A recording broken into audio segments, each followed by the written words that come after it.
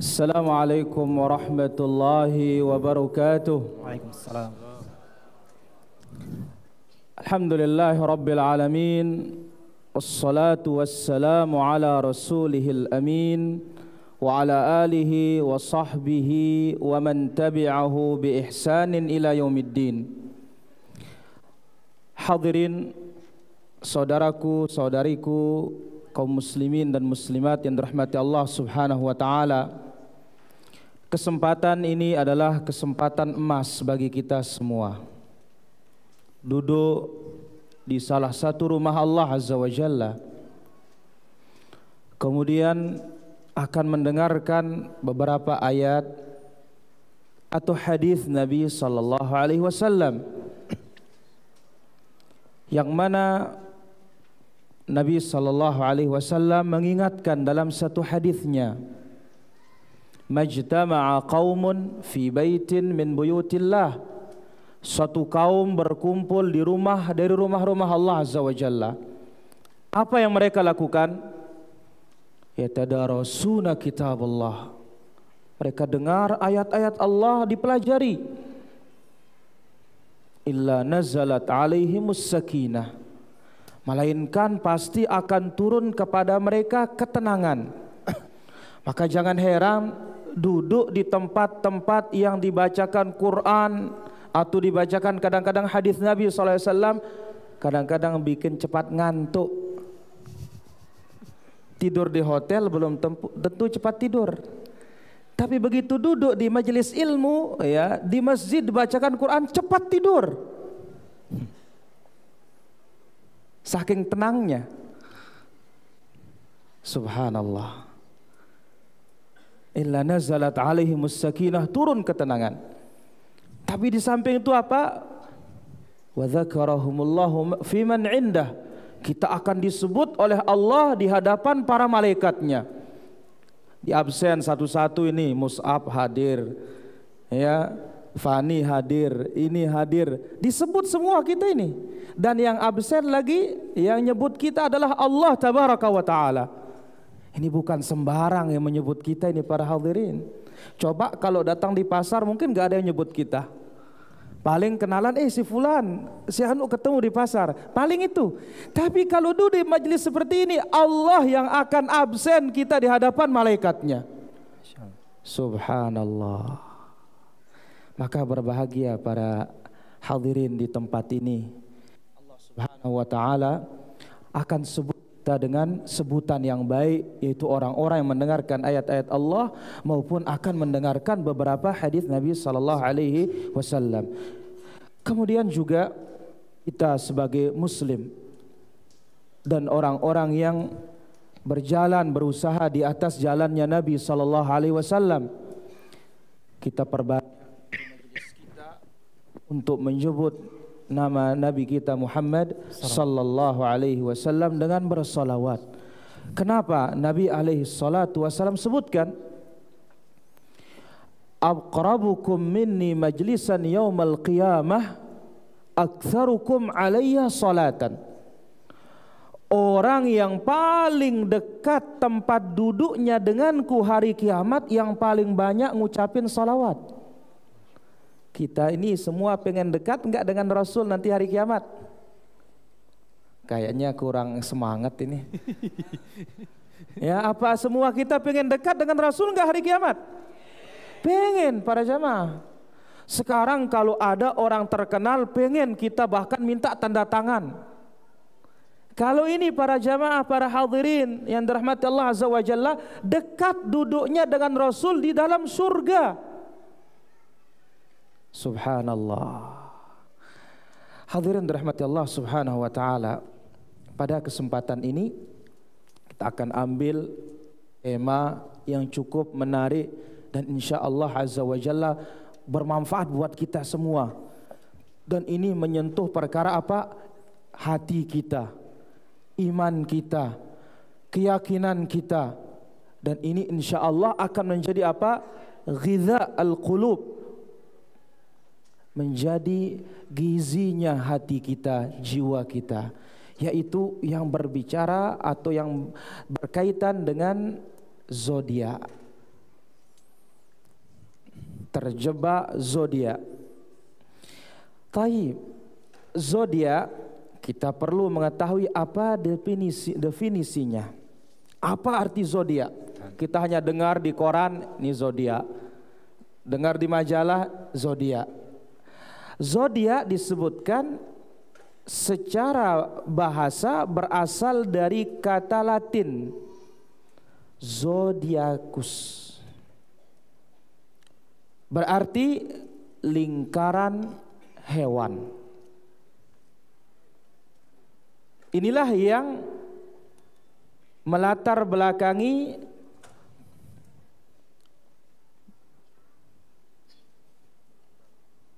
nama-nama, pemberian nama-nama hewan, sehingga dikatakan ada Gemini, ada Scorpio, ya, Taurus dan semisalnya. Jadi ini dia makna dari secara bahasa, arti dari zodiak. Itu berasal dari kata Latin zodiacus, berarti lingkaran hewan. Taib. Zodiak secara ilmiah. Apa arti zodiak secara ilmiah? Secara ilmiah, zodiak adalah menyatakan suatu siklus tahunan dari 12 wilayah. Siklus tahunan dari 12 wilayah sepanjang lingkaran ekliptik, yaitu suatu pola lintasan perubahan posisi matahari di angkasa. Ini makna dari zodiak secara ilmiah. Yang terbentuk karena lingkaran eliptik ini dibagi oleh gugus-gugus bintang menjadi 12 area dengan ukuran, ya, busur semuanya per area itu adalah sekitar 30 derajat. Ini dia hakikat makna dari zodiak secara ilmiah. Tadi secara bahasa, lingkaran hewan. Secara ilmiah itu bagaimana edarnya matahari, garis putarnya matahari yang terdapat jumlahnya 12. Ini dia zodiak secara ilmiah. Adapun pembagian zodiak ini, zodiak terbagi menjadi dua. Ada zodiak astrologi, zodiak astrologi, yaitu ilmu yang mengasumsikan bahwa takdir manusia dapat dikaitkan dengan letak benda-benda astronomis di langit. Sekali lagi, ini jenis zodiak yang pertama, dikatakan zodiak astrologi.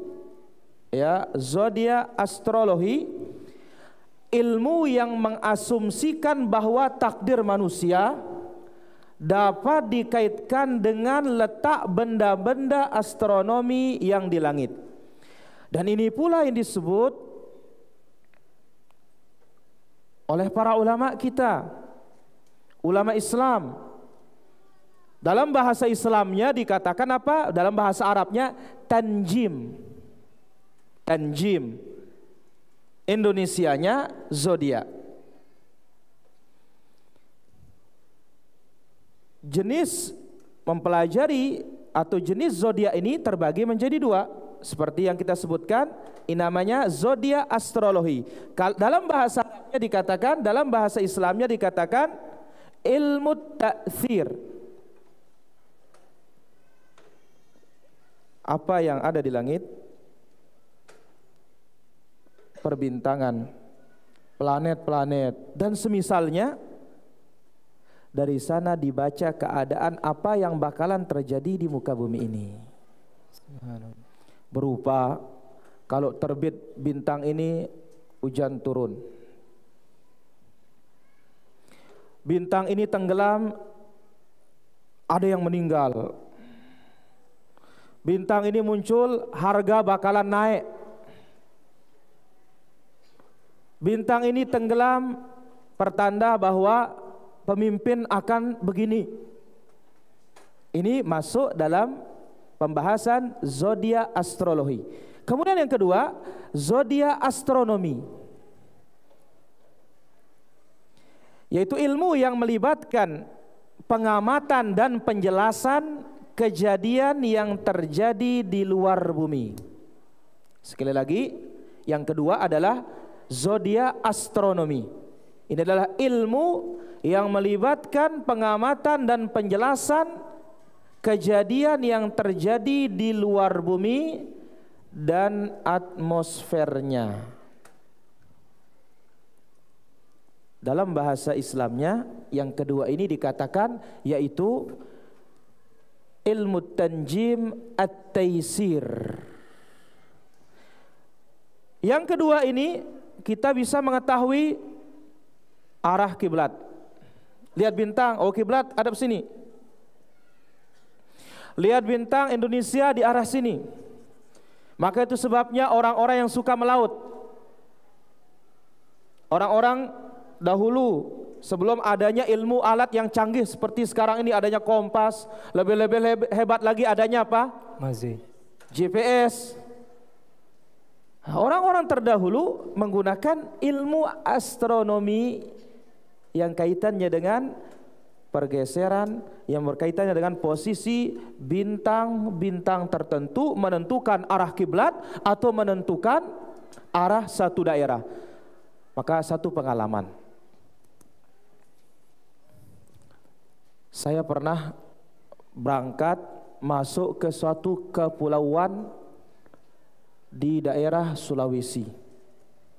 Pulau ini ikut Sulawesi, tetapi lebih dekat ke arah Lombok.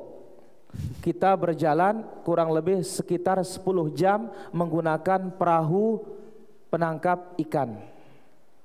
Ya, mesinnya istilahnya mesin tempel, harus diputar begitu. Panjang sekitar 7 meter, lebarnya sekitar 3 meter. Kita cukup hanya duduk saja.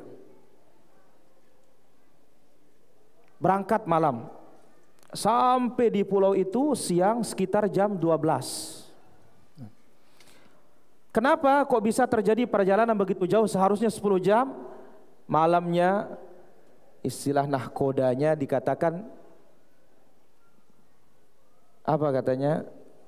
Dia hanya melihat bintang saja, tidak melihat kompas. Akhirnya jalurnya seharusnya motong, dia ambil kanan. Setelah ambil kanan, siang kelihatan, ambil kiri lagi. Ternyata orang-orang pelaut, terutama orang-orang Sulawesi, mereka melihat arah itu cukup dengan bintang saja. Ya, ini namanya dalam Islamnya ilmu taysir. Taib. Zodiak. Ini pembahasan dan perkara yang bukan ada di zaman sekarang saja, tetapi hakikatnya ada dari zaman dahulu. Kenapa dikatakan demikian? Sebab Quran sudah mengatakan demikian. Sebagaimana yang Allah Subhanahu wa taala sebutkan di dalam surah Al-Waqiah. Allah sebutkan dalam suratul Waqiah bahwasanya kepercayaan terhadap zodiak yang berkaitan dengan ilmu zodiak yang pertama, zodiak astrologi. Allah katakan dalam suratul Waqiah ayat 82, wa taj'aluna rizqakum annakum tukadzibun. Taj'aluna rizqakum, kalian sandarkan turunnya hujan, rizki. Annakum tukadzibun, disandarkan kepada bintang. Bagaimana? Mereka mengatakan hujan ini turun karena munculnya bintang ini. Jadi ini perkara bukan perkara sekarang saja. Keyakinan ini bukan keyakinan di zaman ini doang, tetapi memang ada sejak zaman dahulu. Maka Allah Subhanahu wa taala wanti-wanti manusia ini. Padahal kita sebagai kaum muslimin, iman kita bahwasanya yang menurunkan segala-galanya, yang berbuat segala-galanya di alam semesta ini hanya siapa? Allah Subhanahu wa taala. Maka Allah Azza wa Jalla ingatkan mereka ketika mereka menyandarkan bahwasanya hujan ini turun gara-gara bintang ini. Si fulan meninggal gara-gara ini. Apa kata Allah Azza wa Jalla? Wa taj'aluna rizqakum annakum tukadzibun. Kalian sandarkan rizki kalian, yaitu turunnya hujan ini, kepada bintang. Dianggap oleh Allah Azza wa Jalla kalau menyandarkan rizki kepada bintang, mereka mendustakan nikmat Allah Subhanahu wa ta'ala. Kemudian ketika Nabi pindah ke Madinah juga terjadi di kalangan sebagian sahabat, yaitu Nabi SAW, anak-anak beliau semua perempuan, hanya satu yang laki. Yang laki ini pun dapatnya dari Maryah Al-Qibtiyah, namanya Ibrahim. Ibrahim umur beberapa bulan diwafatkan oleh Allah Subhanahu wa ta'ala, meninggal. Lantas di saat itu begitu meninggal terjadilah gerhana. Gerhana matahari atau gerhana bulan saat itu. Maka orang-orang mengatakan apa? Tidaklah terjadi gerhana ini melainkan karena meninggalnya orang besar. Lihat ini, redup matahari atau redup bulan gara-gara ada yang meninggal. Sekarang juga misalkan ada orang mati, turun hujan. Wah, ini hujan turun nih gara-gara si fulan meninggal ini sudah nih. Luar biasa katanya. Terjadi di zaman Nabi SAW. Maka jangan berpikir, oh ini zaman kita aja ini. Enggak. Tapi zaman dahulu memang sudah ada ini. Maka Nabi SAW mengatakan apa? Inna syamsa wal qamara ayatani min ayatillah. Matahari bulan ini merupakan tanda dari tanda kebesaran Allah Subhanahu wa ta'ala. La yankasifani limauti ahadin wala lihayatihi. Sinarnya menghilang, kabur, cahayanya redup, bukan karena ada orang besar mati, bukan pula karena ada orang besar lahir. Sekarang kita lihat para hadirin yang dirahmati Allah Subhanahu wa ta'ala. Kita ambil contoh di sini penjelasan Imam Al-Bukhari tentang fungsi zodiak, fungsi bintang. Al-Imam Al-Bukhari. Pernah dengar nama Imam Al-Bukhari para hadirin? Saudara-saudaraku dan yang dirahmati Allah Subhanahu wa ta'ala, pernah kita dengar nama Imam Al-Bukhari? Tapi bukan Bukhari Indonesia ya. Al-Bukhari Imam. Al-Imam Al-Bukhari rahimahullah ta'ala yang wafat atau yang lahir tahun 194 Hijriyah, bertepatan dengan tahun 810 Masehi. Sekarang sudah 2000 berapa? 2015. Imam Al-Bukhari lahirnya tahun 810. Taib. Apa kata Imam Al-Bukhari yang berkaitan tentang zodiak ini? Qala Qatadah rahimahullah.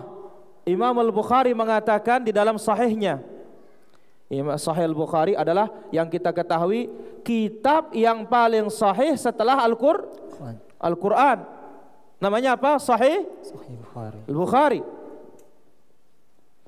Tapi kalau ke Arab nanti nemu nasi namanya nasi Bukhari. Oh berarti apa? Nasi ini datangnya dari tempatnya Imam Bukhari. Di mana? Di Uzbekistan. Ya, daerahnya apa namanya? Uzbekistan.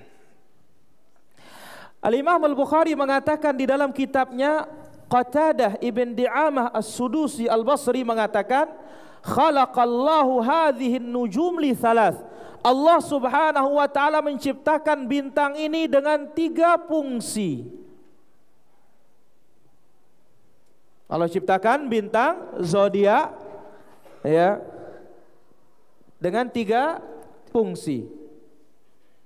Pertama, zinatal lis-sama, fungsinya sebagai hiasan. Perhatikan masjid ini para hadirin. Coba lihat atas, bagaimana indahnya lampu-lampu ini, cantik rupanya.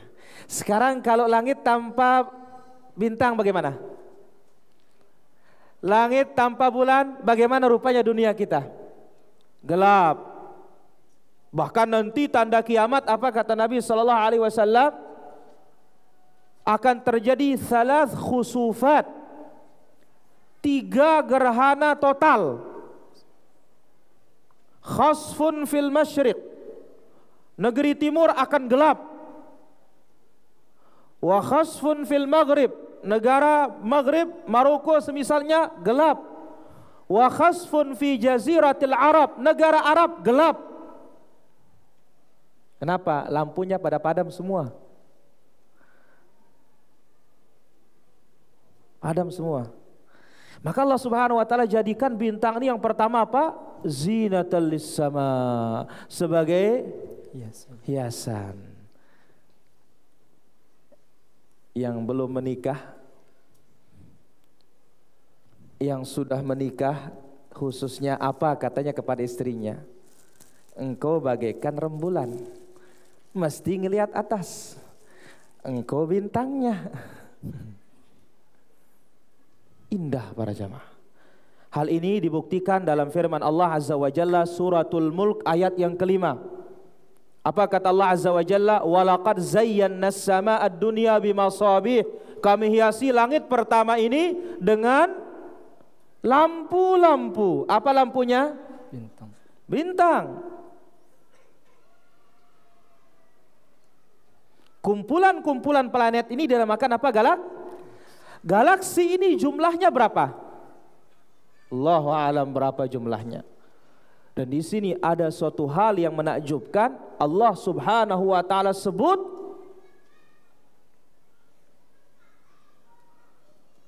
bahwasanya langit ini inna lamusi'un, selalu diperluas oleh Allah langit. Kalau bumi kita semakin hari semakin sempit. Kutub utara meleleh esnya, bagaimana negeri kita? Airnya semakin pasang. Kemudian daratan kita semakin kurang. Jakarta sekarang semakin rendah. Datang banjir semakin tenggelam. Adapun langit semakin hari semakin apa? Luas. Semakin luas para hadirin. Wa inna lamusi'un, kata Allah Azza wa Jalla, kami akan perluas langit ini. Jadi langit ini tambah hari tambah luas. Dan planet-planet ini dikumpulkan dalam galaksi ini, kita tidak tahu berapa jumlahnya. Ini semuanya sebagai hiasan bagi langit. Nah, Allah Azza wa Jalla ciptakan bintang ini dengan 3 fungsi utama. Yang pertama sebagai apa? Hiasan. Yang kedua, rujuman lisyayatin, pelempar setan. Gimana ceritanya kok setan dilempar para jemaah? Waktu Nabi Muhammad SAW sebelum diutus, jin-jin punya posisi di langit. Sebagaimana surat Al-Jin.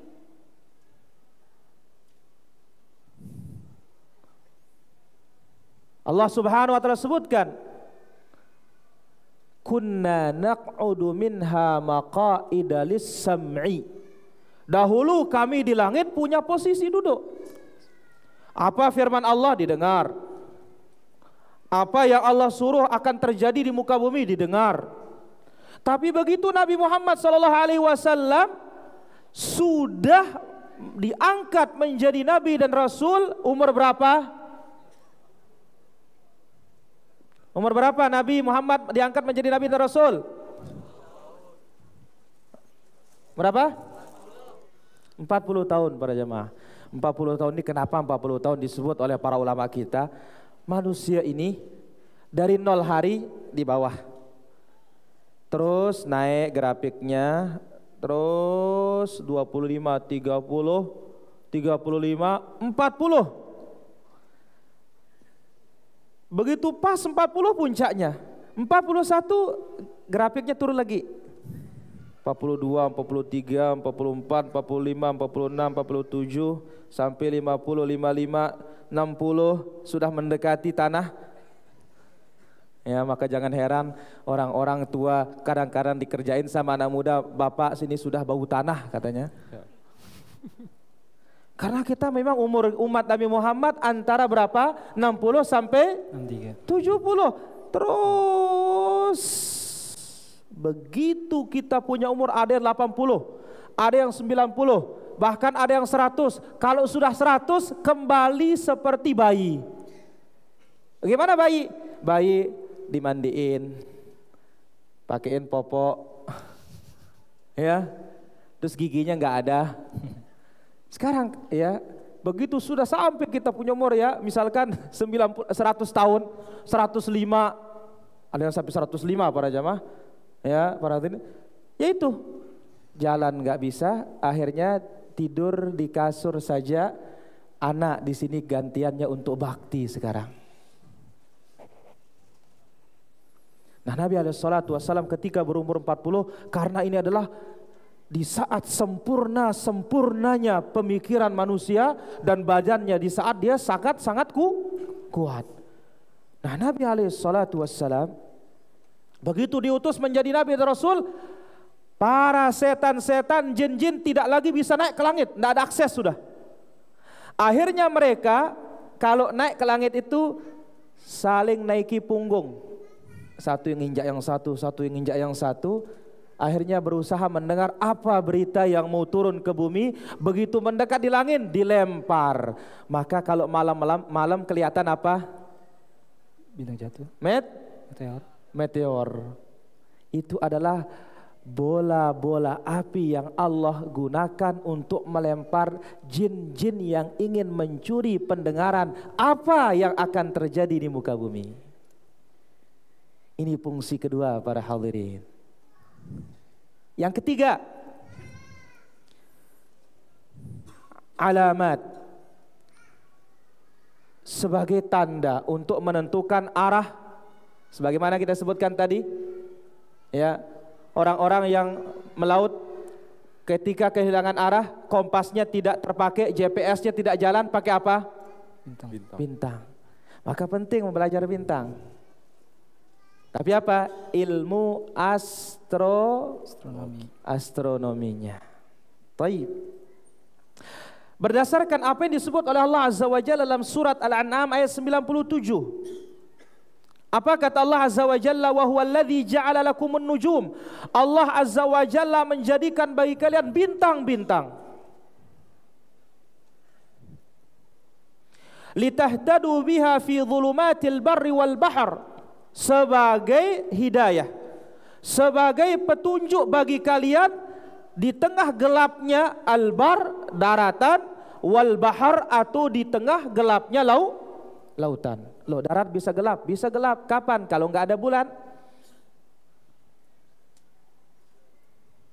Maka ini suatu nikmat dari Allah Subhanahu wa taala bagi kita semua. Ya, sama seperti punya kaki. Kaki punya mata apa enggak? Punya. Bisa jalan waktu gelap? Bisa. Jadi Allah Subhanahu wa taala jadikan di bawah ada, di atas juga ada. Subhanallah. Ini kasih sayang Allah buat kita semua para hadirin. Ya, enggak bawa senter, di atas gelap, tidak tahu baca bintang juga, ya terpaksa di bawah mata kaki akhirnya. Ini nikmat Allah Subhanahu wa taala. Para hadirin dirahmati Allah Azza wa Jalla. Tiga ini fungsi Allah Subhanahu wa taala menciptakan apa? Bintang. Pertama, hiasan. Yang kedua,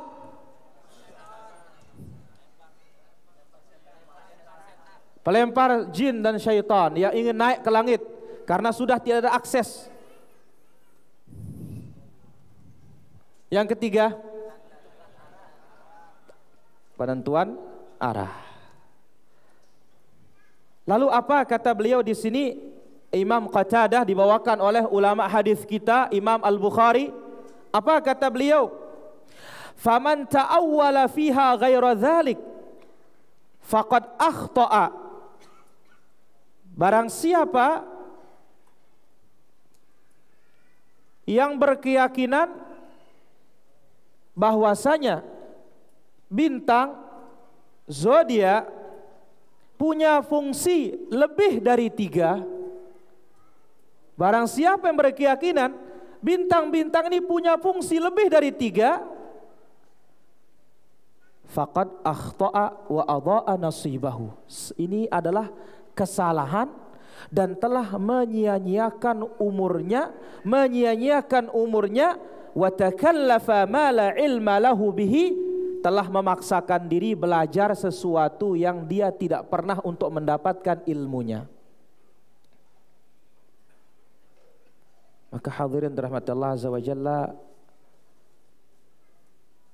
dari penjelasan Al-Imam Al-Bukhari dari kedua jenis zodiak, astrologi dan astronomi, astrologi inilah yang tidak dibenarkan kita untuk mempelajarinya. Sebagaimana kita katakan tadi, ilmu zodiak astrologi adalah mengasumsikan bahwa takdir manusia dapat dikaitkan dengan letak benda-benda astronomis yang ada di mana? Di langit. Apa hubungannya para hadirin? Kalau terbit bintang ini misalkan Sagittarius, Taurus, Scorpio, bahwasanya jodohnya datang. Apa pernah MOU dulu? Ya, buat kesepakatan kalau saya muncul jodoh datang? Enggak ada. Maka kita katakan bahwasanya Allah Subhanahu wa taala hanya fungsikan bintang yang ada di langit ini dengan 3 tujuan saja, dan ini adalah semuanya bermanfaat bagi manusia. Penerang bagi langit, kemudian yang kedua pelempar setan, kemudian yang ketiga sebagai tanda ketika kita berjalan di gelapnya daratan maupun di gelapnya lautan. Ada satu kisah. Hadis ini dibawakan oleh Imam Al-Bukhari dan juga Imam Muslim di dalam sahihnya.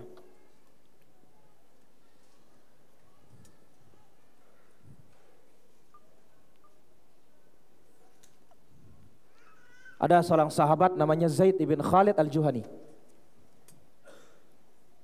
Nabi SAW berangkat ke Makkah. Musafir bepergian zaman dahulu para hadirin sulit. Sampai sekarang pun bisa sulit.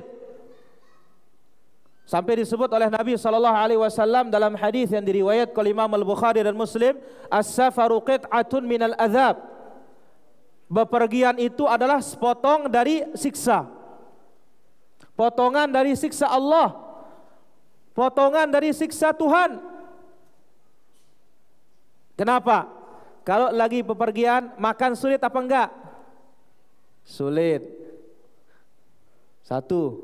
Kemudian kalau lagi bepergian tidurnya bisa nyenyak? Sulit. Kemudian kalau lagi bepergian mau ke kamar kecil sulit apa enggak? Sulit juga. Maka cukup ini dikatakan bepergian itu potongan dari siksa Allah Subhanahu wa taala. Maka kalau sudah bepergian para hadirin, apa kata Nabi? Kalau sudah selesai tugas cepat balik ke rumah, jangan lama-lama. Nah, Nabi SAW berjalan dari Madinah menuju Makkah. Kalau sekarang Madinah Makkah kalau berjalan darat, yaitu ukurannya sekitar 450 km. Tapi Nabi SAW menempuhnya dari Makkah ke Madinah itu sekitar 1 pekan atau 5 hari paling cepat. Kenapa? Pakai onta. Sekarang sudah pakai apa? Mobil. Bahkan ke depannya pakai kereta api. Yang sekarang ditempuh 4 jam, 5 jam, nanti akan menjadi hanya 1 jam sekian. Nah, Nabi SAW pernah dari Madinah ke Makkah, sampailah di suatu tempat namanya Hudaybiyah. Hudaybiyah ini pernah Nabi SAW mengadakan perjanjian damai antara di saat itu kaum kafir Makkah dengan Rasulullah SAW. Begitu sampai di Hudaybiyah, Nabi sholat subuh. Sholat subuh nih para jamaah. Sholat subuh semalam hujan. Hujan turun. Begitu selesai sholat subuh, Nabi SAW tanya kepada para sahabatnya, Atadruna madza qala rabbukum? Tahukah kalian semua apa kata Allah Subhanahu wa taala tentang manusia ini? Qalu Allah wa rasuluhu alam. Maka sahabat mengatakan Allah dan Rasulnya yang paling tahu. Kami tidak tahu apa kata Allah melihat hambanya yang keturunan hujan semalam. Qala asbaha min ibadi mu'minun bi wa kafirun. Allah Subhanahu wa taala katakan, di antara hambaku ini setelah turun hujan terbagi menjadi dua kelompok. Satunya beriman kepada Allah dan satunya tidak percaya kepada Allah. Ini mudah-mudahan kita ini termasuk orang yang percaya, yang beriman para jamaah. Fa amma man qala mutirna bi fadlillah wa rahmatihi. Hamba-hambaku yang mengatakan hujan ini turun karena karunia Allah. Ini para hadirin, hujan ini berat turun loh. Terutama ketika manusia tidak mau membayar zakat. Apa kata Nabi SAW dalam hadis yang diriwayatkan oleh Imam Ibnu Majah, dan hadis ini sahih, wa ma mana'a qaumun zakata amwalihim illa muni'ul qatar. Kalau suatu kaum tidak mau bayar zakat, hartanya bukan M lagi tapi T, ya, bukan lagi milioner tapi miliarder misalkan, cukup bayar zakat nggak bayar, tidaklah suatu kaum tidak mau membayar zakat, melainkan Allah akan tahan tetesan hujan dari langit, nggak akan dikasih. Walaulal bahaim, andai kata Allah tidak sayang terhadap binatang-binatang ternak, lam tumtaru, kalian tidak akan dikasih hujan oleh Allah Subhanahu wa taala. Oh, tapi kita ini Jakarta kebanyakan hujan. Akhirnya apa? Banjir. Lah bagaimana ini? Oh, kan banyak orang bayar zakat. Kita katakan kalau sampai kebanjiran bagaimana? Ya. Katanya kalau nggak bayar zakat nggak ada hujan, tetapi ini malah kelebihan hujannya. Ada satu hadis yang diriwayatkan oleh Imam Muslim, laisa sinin min adamil matar, bukan namanya musim paceklik dikala hujan tidak ada, walakin nassinina, tetapi yang namanya paceklik itu adalah hujan ada, la tumbitu syai'a, tetapi tidak menumbuhkan apa-apa, justru merusak apa yang ada. Maka kita ini ya kadang-kadang bukan hujan rahmat, tetapi hujannya apa? Azab. Buktinya apa? Sampai tenggelam. Bagaimana kisah yang dibawakan di dalam Sahih Bukhari? Nabi SAW sedang berkhutbah di hari Jumat, datang sahabat atau datang orang Badui. Badui ini orang-orang hidupnya primitif, kampungan, jauh dari kota. Datang ke Nabi SAW, ya Rasulullah, binatang ternak kita pada mati, nggak ada air minum. Nah, seperti kita sekarang di beberapa tempat apa? Kekeringan. Tanaman pada mati ya Rasulullah, doakan kita kepada Allah supaya hujan turun. Maka Nabi pun berdoa. Diangkat tangannya hari Jumat istisqa, minta hujan. Nabi belum menurunkan tangannya, hujan sudah datang. Saking hebatnya hujan ini, 1 pekan hujannya para jamaah. Pekan berikutnya datang lagi ini sahabat ini atau orang lain, ya Rasulullah, halakatil amwal wangqata'atis subul, harta kita tenggelam semua katanya. Pekan yang lalu apa katanya? Pada kelaparan katanya, kekeringan. Pekan berikutnya, ya Rasulullah, pada tenggelam semua katanya. Jalan raya putus. Doakan ya Rasulullah kepada Allah supaya dihentikan. Nabi angkat lagi tangannya. Allahumma hawalaina wala alaina. Ya Allah, pindahkan dari kami, jangan turunkan ke kami. Hilang hujannya para jamaah. Nah ini waktu Nabi sholat subuh di Hudaybiyah, Allah subhanahu wa ta'ala mengatakan ada hambaku yang paginya beriman, pagi ini juga sebagiannya kafir. Siapa yang mengatakan hujan ini turun karena karunia Allah, karena rahmat Allah, ini namanya orang yang beriman kepada Allah, tidak percaya kepada zodiak. Hujan turun, alhamdulillah. Allah punya cara. Jadi nggak perlu tabur-tabur garam.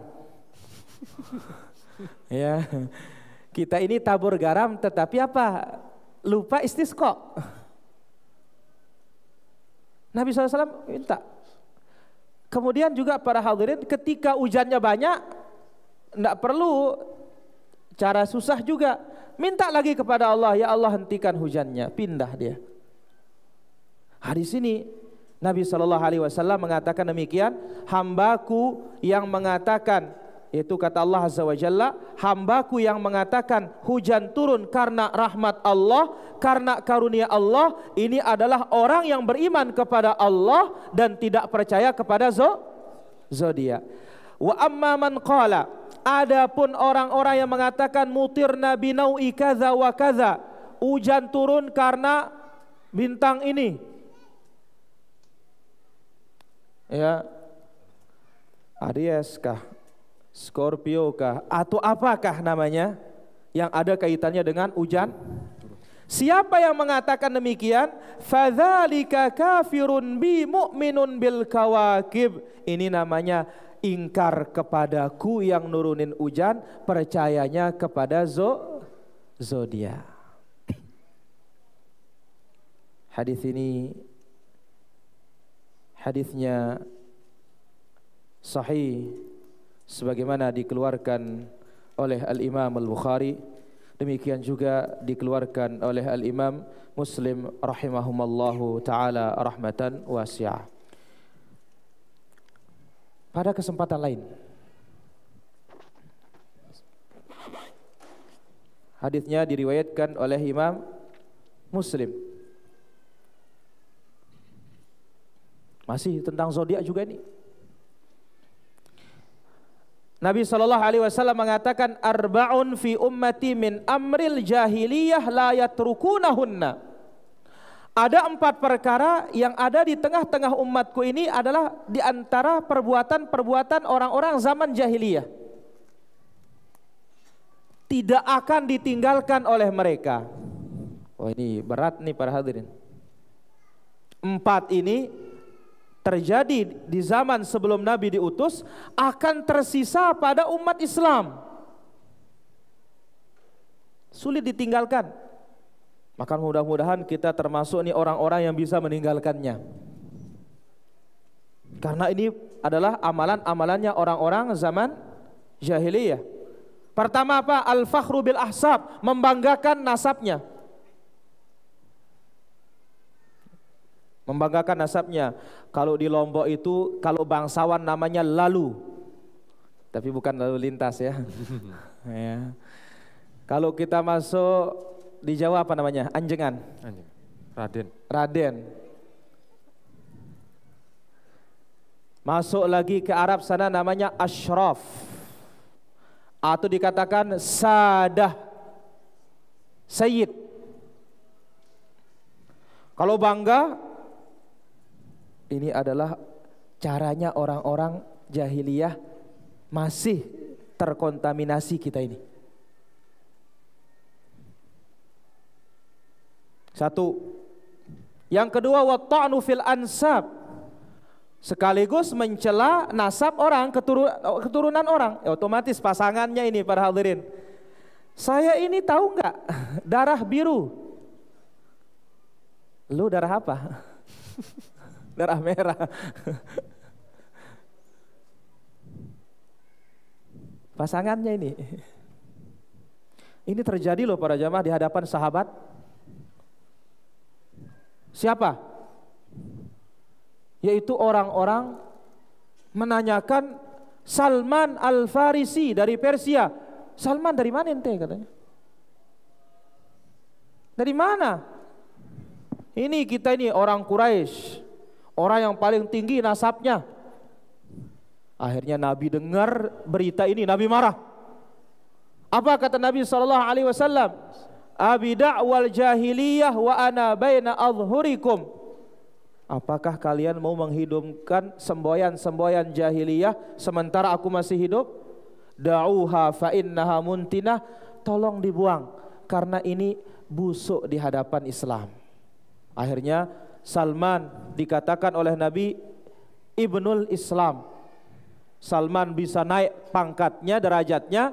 Abu Jahal bisa jatuh derajatnya, padahal dia kerabat siapa? Rasulullah. Kerabat Rasulullah sallallahu alaihi wasallam. Ada syairnya para hadirin, apa katanya? Laqad rafa'al Islamu Salman Farisi wa wada'an nasiba Aba Jahlinil Qurashi. Islam telah mengangkat Salman, seorang dari Persia, dengan perjalanan yang begitu jauh sehingga sampai di kepada Islam. Lika-liku yang banyak para hadirin. Pertama, dia penyembah api. Setelah dari penyembah api pindah ke agama Nasrani. Setelah pindah ke Nasrani, barulah yang ketiga masuk Islam. Masuk Islamnya pun tidak mulus. Dia dengar dari gurunya si Nasrani ini, ya, tanda Nabi akhir zaman itu ada beberapa. Pertama, tidak menerima sedekah. Salman kerja di Madinah, bawa kurma, wahai Muhammad, ini sedekah katanya. Begitu Nabi dikasih, silahkan makan, saya tidak makan. Satu katanya. Masih proses ini. Proses. Maka kita pun mendapatkan hidayah kepada Islam, ya, kepada petunjuk Nabi SAW juga proses. Kedua, dia menerima hadiah. Datang lagi Salman bawa kurma lagi. Ya Muhammad, ini hadiah katanya. Dimakan sama Nabi. Apa katanya? 2 katanya. Belum masih. Yang ketiga, ada tanda kenabian di belakang lehernya atau di bawah lehernya, di antara 2 punggungnya. Akhirnya Salman melihat, setelah melihat asyhadu alla ilaha illallah. Ini perkara jahiliyah yang ada di tengah kaum muslimin yang sulit untuk kita hilangkan kecuali kita berusaha dengan izin Allah Subhanahu wa taala. Yang ketiga, dan ini yang menjadi bukti di dalam tema kita, al-istisqa'u bin nujum, menganggap turunnya hujan disandarkan kepada apa? Zodiak. Kita kembangkan yang lain. Harga naik karena zodiak. Ini ya dia punya jodoh yang bagus, ini zodiak ini. Atau ya ini karena bintang ini, atau karena bintang ini, atau karena planet ini. Ini yang ketiga. Yang keempat, an-niyahah, meratap. Meratapi orang-orang yang sudah meninggal dunia. Hadirin yang dirahmati Allah Subhanahu wa taala. Maka dari pembahasan kita yang tadi, kita bisa mengambil beberapa kesimpulan singkat dari apa yang telah kita ambil. Yang pertama, dari penjelasan Al-Imam Al-Bukhari rahimahullah ta'ala tadi,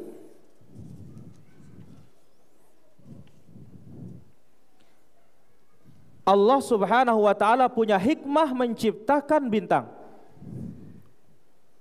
sebagaimana yang telah disebutkan di dalam Al-Quran. Iya, di sini saya ingin bertanya. Dan ini ada dikasih hadiah. Hadiah. Langsung 2? Boleh, Ustaz. Langsung 2. Bahwasanya Allah Subhanahu wa taala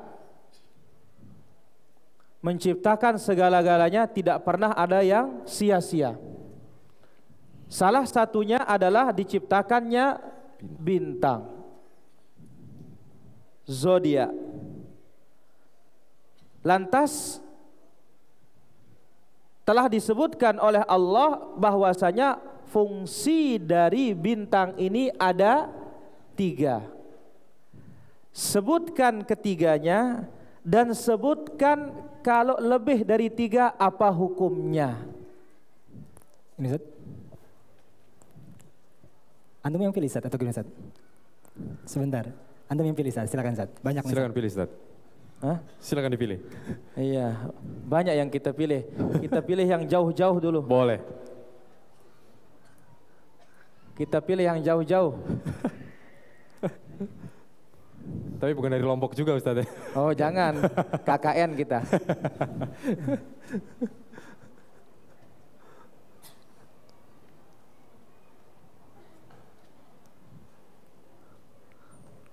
Ah itu. Yang mana Ustaz? Yang mana Ustaz? Paling jauh. Paling jauh. Kopiah hitam. Yang 7 tangan Ustaz. Ini. Iya. Oke. Bangun Mas, silakan berdiri. Bismillah. Silakan Ustaz. Apa tadi Nama bilangnya? saya Hafiz dari Jakarta Timur, Cakung. Oke Mas Hafiz, sebentar. Silakan Ustaz.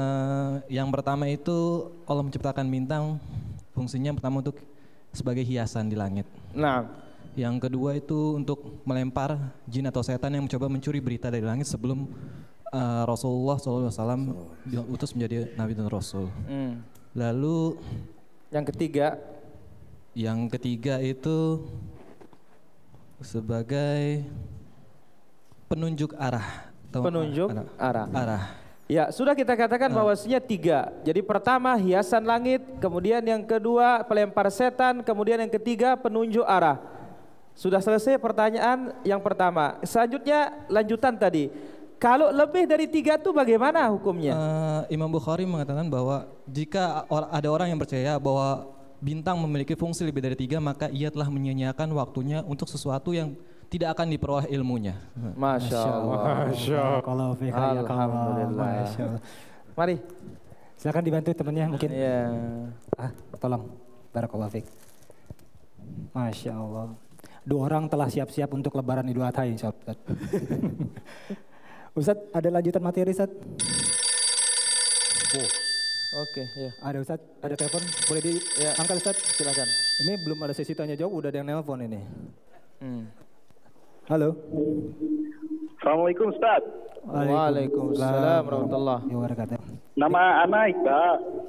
Nah, Mau tanya nih Ustaz. Dulu waktu zaman dulu suka baca-baca majalah yang ada rubrik zodiak. Terus yang paling utama dicari itu jodoh dan rezeki. Kalau bagus kita percaya, kalau enggak ya biasanya cuma nenangin diri, ini ramalan biasa gitu kan. Lalu pas kita sudah kenal sunnah,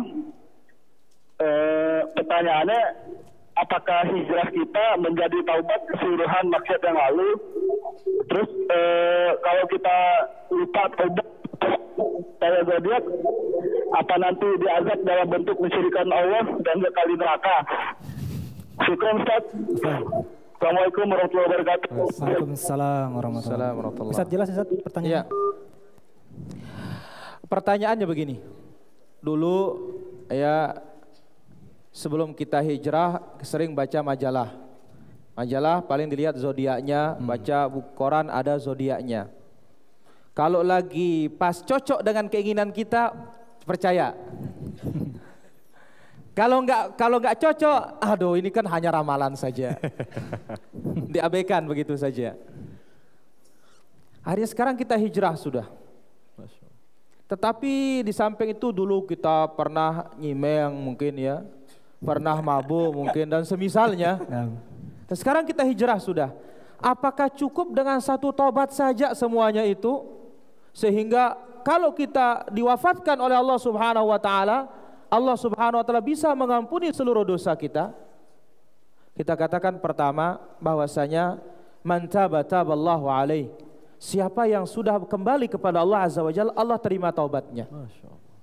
Jangankan dosa, hanya dosa besar, dosa yang paling besar pun ketika kita mempersekutukan Allah Azza wa Jalla, kita bertobat, pasti dimaafkan oleh Allah Subhanahu wa Ta'ala. Nah, inilah dia nurani manusia yang tidak bisa dipungkiri. Apa itu? Ketika kalau lagi cocok dengan zodiaknya, ambil.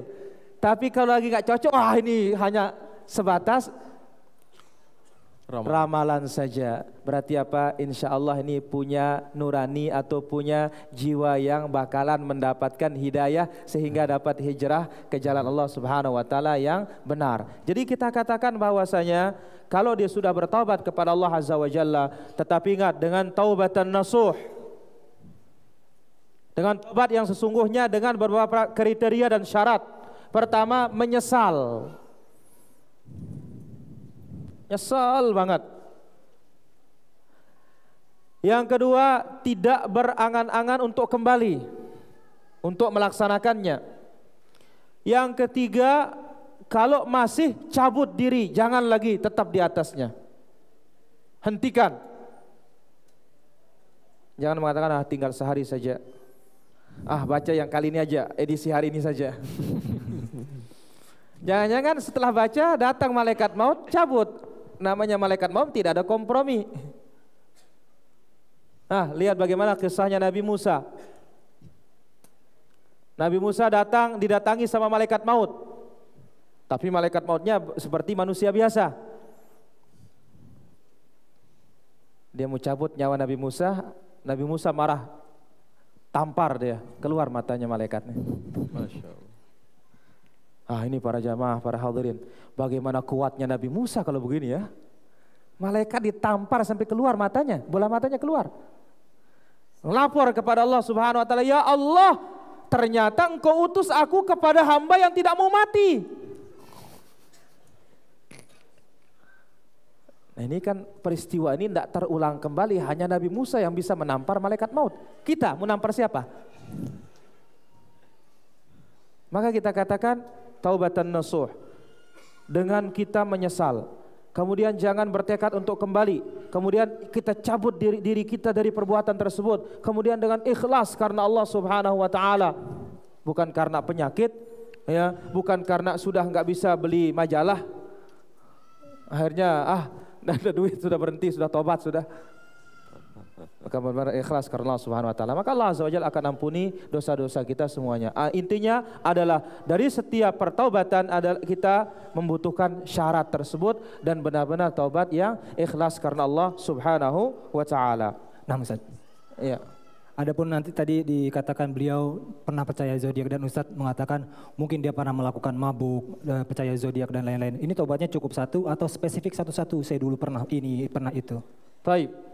Apakah mesti satu persatu spesifik atau secara umum? Kita katakan secara umum. Kenapa? Kalau kita melihat ya bagaimana kisahnya para sahabat Nabi Sallallahu Alaihi Wasallam. Bukankah Umar yang orang paling jagoan para hadirin?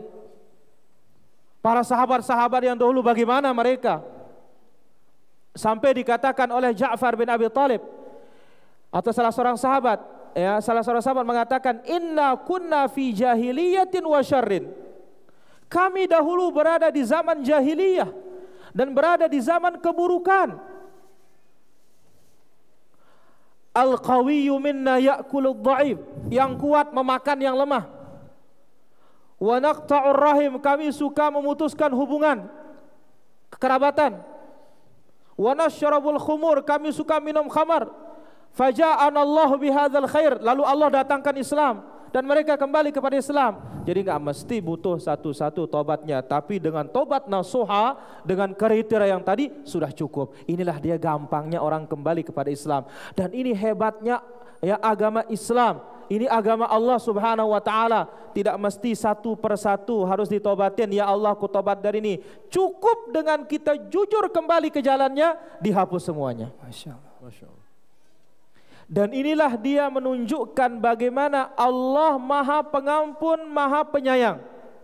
Bagaimana hambanya yang sudah menyakitinya, tapi tetap juga diberikan harapan. Bahkan ketika dia sudah bertaubat lagi dikasih surga, padahal dia orang yang sudah menyakiti Allah. Coba kita para hadirin bagaimana?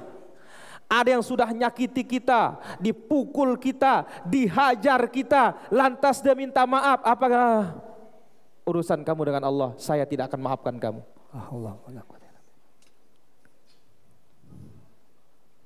Subhanallah.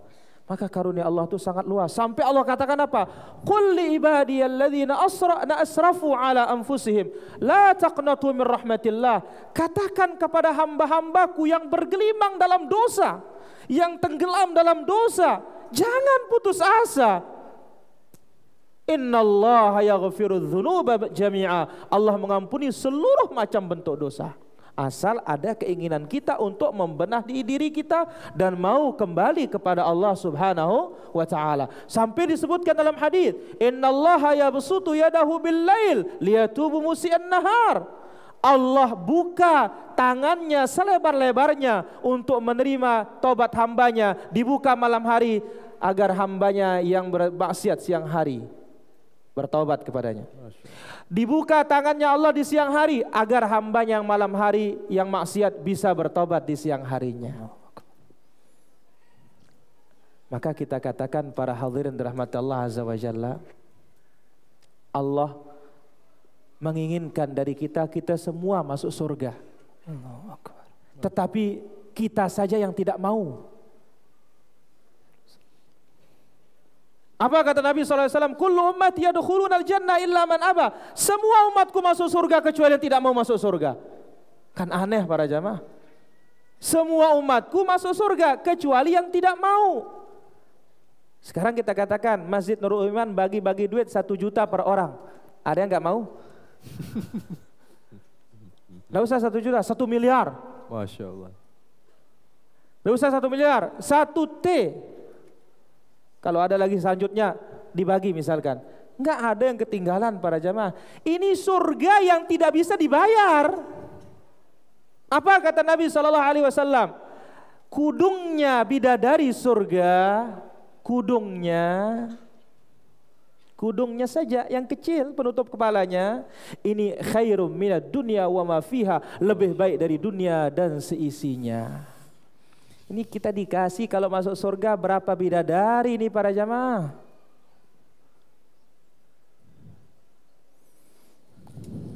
Maka Nabi ketika disebutin sahabatnya surga, apa katanya? Allahu Akbar, Allahu Akbar. Pengen cepat masuk surga. Allah Subhanahu wa taala ampuni semua dosa. Masya Allah. Tidak ada yang tidak diampuni. Cuma tinggal kita mau kembali atau tidak. Allah Ta'ala ala wa ala. Nah Fani, ini Masya Allah ya Fani ya. Masya Allah ya. Ini mungkin kita buka tanya jawab Ustaz. Boleh, tapi beneran ya, kalau di zodiak tuh nggak pernah didapetin ya kita masuk surga apa enggak ya. Nggak berani dia, karena udah terputus juga disambit sama bintang ya. Iya. Tapi sebelum tanya jawab, mungkin kita habisin tanya jawab ya insya Allah. Siap. Kalau ada begini Ustaz, pendapat bahwa tadi Ustaz bilang juga zodiak ini berlaku bukan hanya di zaman ini aja ya. Iya. Di zaman sebelumnya ada, lalu sekarang pun kalau seperti penetapan Ramadan gitu, kita pakai bulan, itu gimana? Orang berpendapat bahwa kan sama aja gitu loh. Ustaz. Kita katakan kembali kita ke awal materi kita tadi, bahwasanya zodiak itu terbagi menjadi dua. Ilmu ta'thir wa ilmu taisir, astrologi dan astronomi. Astrologi inilah yang disebut di dalam ucapan Imam Al-Bukhari. Siapa yang mempelajari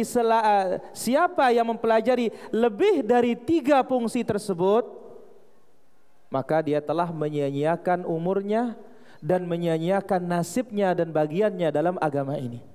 Dan itulah dia termasuk dalam kategori hadis yang tadi, adalah orang-orang yang tidak percaya kepada Allah Subhanahu wa taala.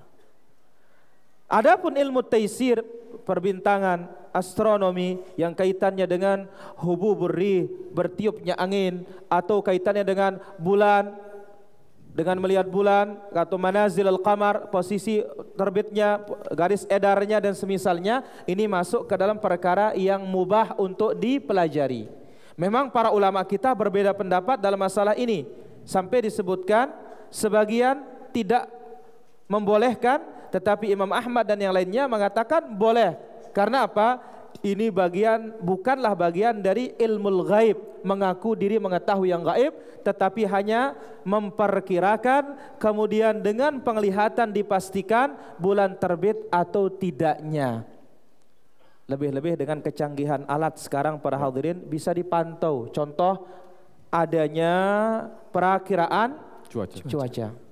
Perakiraan cuaca ini menggunakan apa? Satelit, foto udara. Karena awan di atas kita, satelit jauh di atasnya sana. Tetapi kita tidak menafikan ketika ada perakiraan cuaca kita katakan dengan izin Allah. Kenapa? Saat difoto dikirim ke bumi, jangan-jangan Allah punya kehendak sebentar lagi berubah. Maka mesti dikatakan dengan izin Allah Subhanahu wa ta'ala.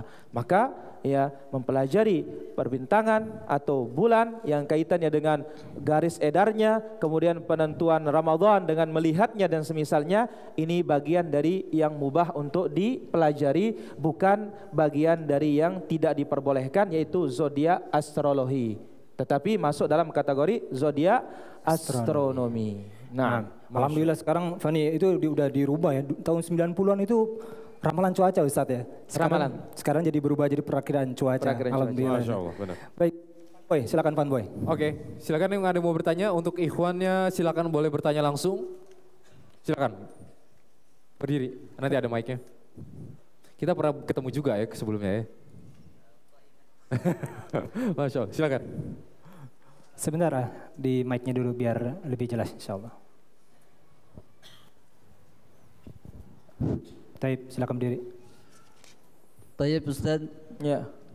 Saya mau menanyakan tentang perkataan antum tadi, yang penting kita rujuk atau tobat. Insya Allah dosa-dosa kita itu akan diampuni dengan tidak perlu disebut-sebut. Cuma ana mengingat kembali kitab Al-Kabair yang ditulis oleh Az-Zahabi.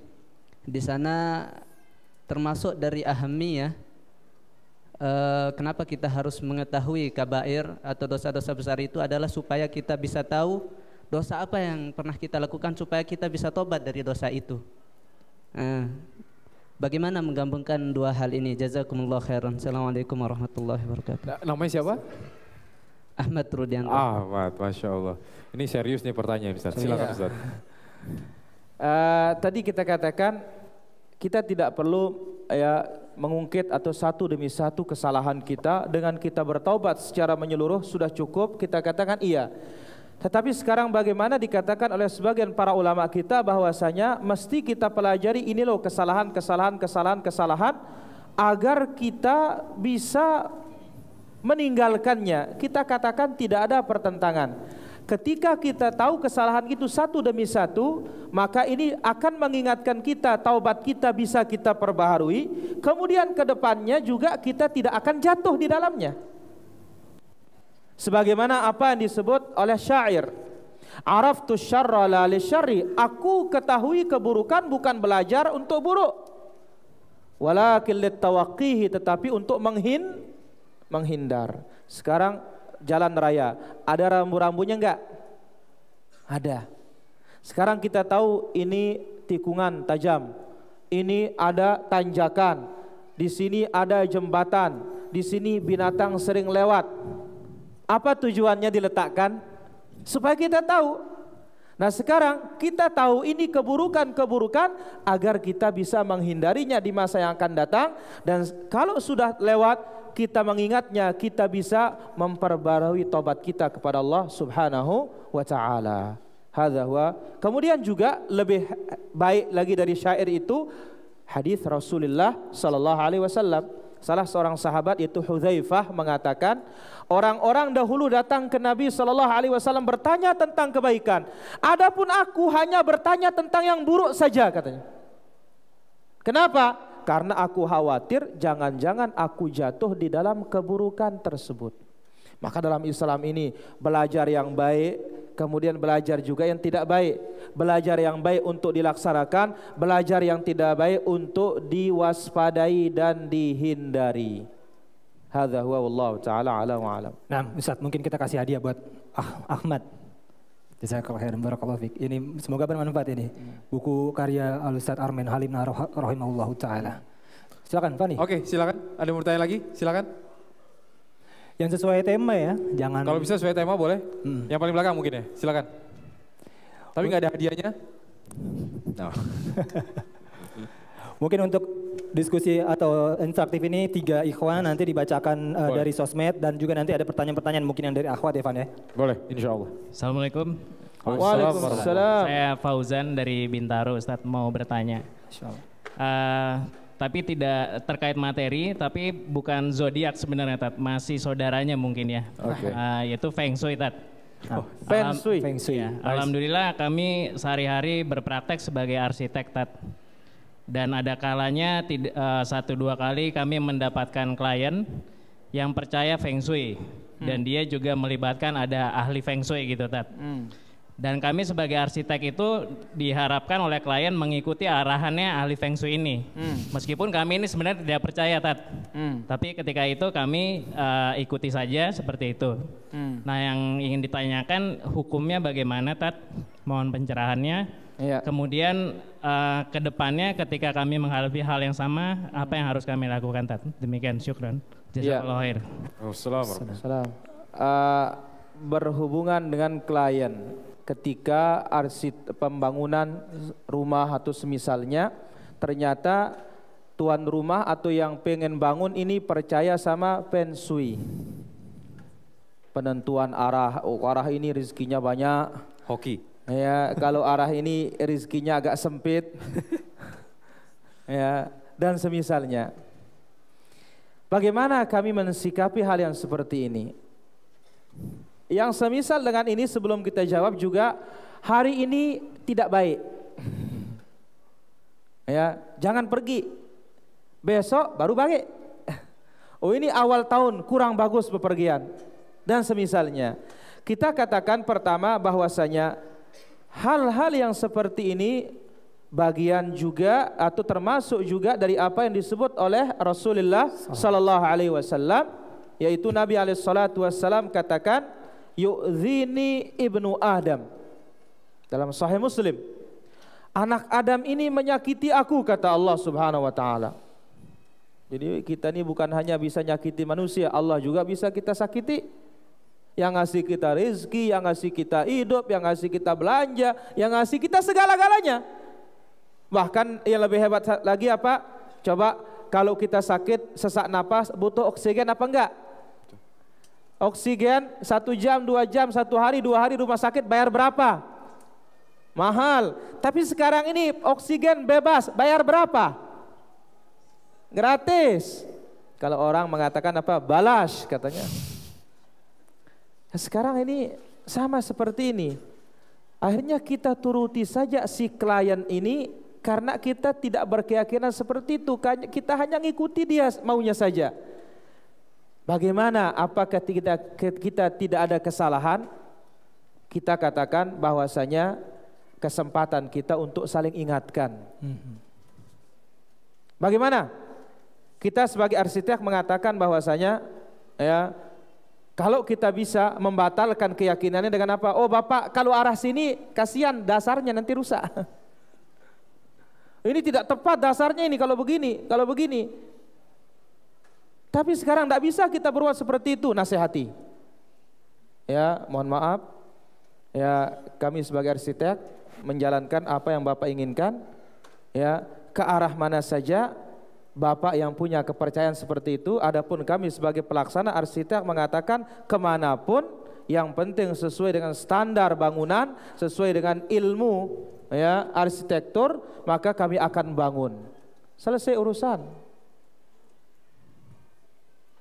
Dengan tanpa menyinggung perasaannya karena kita sudah berkata yang baik. Kemudian terlaksana apa yang kita inginkan, tidak akan mendapat dosa karena kita sudah sampaikan. Lantas ke depannya bagaimana? Tetap seperti itu konsekuensinya. Karena apa? Kita ini berbicara tentang perkara keyakinan dan ini berangkat dari akidah. Namanya akidah ini tidak ada tawar-menawar. Lihat kisah salah seorang sahabat yang baru masuk Islam. Lewat mau perang di Hudaybiyah, Hunain lewat, dia mau berangkat perang ke Hunain, dilihat orang-orang musyrikin menggantung senjatanya di pohon bidara. Tujuannya apa? Supaya sakti, mandraguna, keramat. Akhirnya sahabat minta, ya Rasulullah tolong dong kita juga dibuatin untuk gantung senjata seperti ini supaya sakti juga senjata kita. Nabi SAW langsung cegah.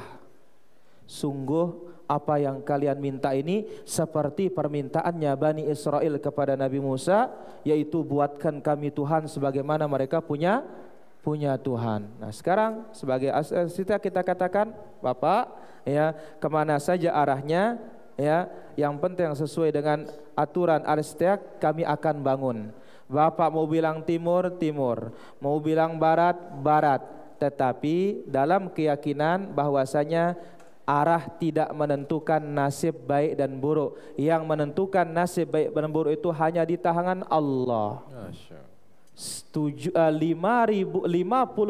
tahun sebelum diciptakan langit dan bumi, ditambah lagi sebelum kita bangun rumah ini berapa tahun sudah, bahwasanya Allah Subhanahu wa taala sudah menetapkan rizki kita baik dan buruk apa yang akan kita terima. Jadi kita laksanakan sesuai dengan kaidah arsitekturnya, kemudian kita beri nasihat bagi si kliennya dengan tanpa akan menyinggung perasaannya, dengan perkataan yang baik ya, dengan sikap yang baik, insyaallah Allah Subhanahu wa taala bukakan hatinya. Hadza huwa wallahu taala ala wa alam. Nah, silakan. Ada mau tanya lagi? Oke, sebelah sana. Waalaikumsalam warahmatullahi. Oke, terima kasih. Silakan Mas Adi. Assalamualaikum warahmatullahi wabarakatuh. Waalaikumsalam warahmatullahi. Ustadz, Ana dari Depok. Ya. Menanyakan mengenai masih terkait zodiak.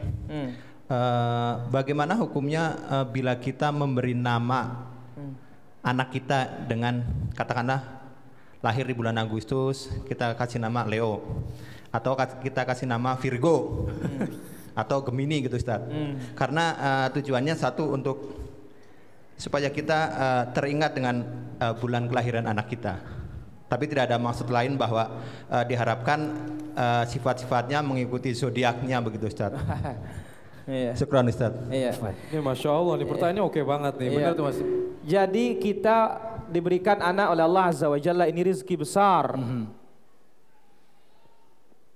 Tapi kita namain anak kita sesuai dengan kelahirannya. Kalau dia lagi lahir di bulan Januari, namakan Jan, ya Oreo dan semisalnya. Kita katakan bahwasanya meskipun tidak ada niat bagi kita, bukankah ada nama yang terbaik? Nah, bukankah ada nama yang terbaik? Apa kata Nabi sallallahu alaihi wasallam? Ahabbul asma, nama yang paling dicintai oleh Allah Azza wa Jalla Abdullah, Abdurrahman. Kalau enggak mau, pakai nama sahabat Umar supaya dia pemberani. Ya, maka kalau ada nama Umar rata-rata lumayan para jamaah. Ya. Tapi namakan dia Abu Bakar, orangnya halus, lembut. Kalau tidak mau yang itu, cari namanya para tabi'in. Kalau tidak mau yang itu, minimal yang maknanya bagus. Sekarang kalau Leo, apa artinya? Singa. Singa. Lion. Asadun. Taib. Singa. Kenapa kita tidak robah saja ya, biar Leonya masuk, tetapi pakai bahasanya Nabi SAW, namakan dia Asad. Wah, Masya Allah. Tapi jangan Basyarul Asad. Oh, ini panjang nih Ustaz. Iya, dia Asad, ya. Kemudian dia Leo atau dia Lion, ya, sama maknanya. Nah, kita tidak ada niat untuk apa? Betul tidak ada niat, tetapi keumuman orang menggunakan nama tersebut. Ingat, setiap orang akan mendapatkan bagian dari namanya. Kemudian juga hari kiamat kita akan dipanggil oleh Allah Subhanahu wa taala sesuai dengan nama kita. Kalau nama kita baik, maka apa? Kita akan enak kedengaran dipanggil Allah Subhanahu wa taala. Jangan kedengarannya baik di dunia saja, hanya terkenal di Indonesia tetapi tidak terkenal di dunia. Tapi kalau namanya Muhammad, dunia, ini nama yang mendunia. Ya, tapi kalau namakan dia nama kampung, berarti apa? Ini hanya kelasnya kelas kampungan. Tapi Muhammad sedunia, Abdullah mendunia. Kalau Alex mungkin di Amerika saja. Kita katakan bahwasanya meskipun kita tidak ada niat seperti itu, tetapi nama ini punya andil besar ya terhadap anak tersebut. Maka itulah sebabnya di antara kewajiban orang tua yaitu tahsinul asma, memperbagus nama anak. Telah disebutkan oleh Nabi sallallahu alaihi wasallam ada beberapa sahabat namanya kurang tepat, langsung diperbaiki. Contoh, ada namanya yang mengandung pengkultusan atau tazkiyah, pensucian, diangkat namanya, seperti dikatakan ya, ada al-hakam atau hakam. Kenapa dinamakan hakam? Karena kalau ada yang berselisih datang kepadanya, dia kasih keputusan, rakyat puas. Nabi robah dia. Siapa namamu? Dipanggil oleh orang siapa? Abu Hakam. Karena selalu memberikan keputusan yang tepat untuk rakyat. Nabi robah, Allah yang maha menghukum. Maka siapa nama anakmu yang paling besar? Abdullah. Kalau begitu kunyahmu, gelarmu Abu Abdillah. Jadi kita katakan ya, Leo dan semisalnya diganti lebih baik. Lah sekarang supaya kita ingat, bukankah zaman sekarang ada catatan sipil? Maka ini satu faedah juga bagi kita. Orang-orang besar sepakat orang tahun dan tanggal kematiannya. Contoh Nabi Muhammad SAW, seluruh sejarawan sepakat Nabi meninggal hari Senin, tanggal 12 bulan Rabiul Awal. Tetapi para ulama sejarah berbeda pendapat tanggal berapa Nabi lahir. Setelah disepakati hari Senin, tahun gajah, tanggalnya satu pendapat mengatakan tanggal 9. Yang terkenal tanggal 12. Ada juga mengatakan tanggal 8. Ada juga mengatakan tanggal 10. Beda versi. Kenapa bisa demikian? Karena tidak tahu orang yang lahir ini bakalan menjadi orang gede. Dia hanya dikenal setelah dia dewasa dan menjadi orang. Maka orang-orang menulis sejarah wafatnya jelas. Tapi masalah kelahiran tidak ada yang memperhatikannya karena orang tidak tahu apakah anak ini lahir nantinya dalam keadaan menjadi orang besar atau tidak menjadi orang besar, sehingga lalai orang tentang tanggal kelahiran. Adapun zaman sekarang alhamdulillah setelah adanya catatan sipil pasti sepakat semua tanggal kelahiran para jamaah. Ya. Justru kalau kita melihat sekarang ini tanggal mati yang jarang diingat. Kenapa? Karena pengen hidup panjang. Tapi kalau lahir diingat benar. Oh ya ada aktanya. Tapi akta mati ada? Ada para hadirin? Ya, akta kematian ada? Nggak ada. Kecuali masuk rumah sakit, oh, fulan meninggal jam sekian, tanggal sekian. Itu pun untuk membayar. Ya baru dikeluarin dari rumah sakit. Tapi kalau akta kelahiran alhamdulillah. Wallahu taala ala wa alam. Nah, jazakallahu Ustaz atas seperti ini jawaban dari siapa tadi? Adi ya. Fanboy, kita akan bacakan dari sosmed dulu. Silakan, Pak. Baik, Ustaz ada pertanyaan dari fanpage kita The Strangers Al Ghuraba Majelis Ta'lim dari saudara kita Rizky Nuriman, Ustaz. Iya. Dari Rizky di Bojonggede, Ustadz, saya pernah membatalkan sesuatu dikarenakan saya merasa kurang pede. Apakah ini termasuk bagian dari tatoyur, Ustadz? Taib, kurang pede, percaya diri.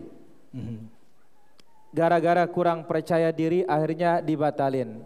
Insya Allah ini bukan tatoyur, bukan dari sikap pesimis terhadap hari, waktu, jam, arah dan semisalnya.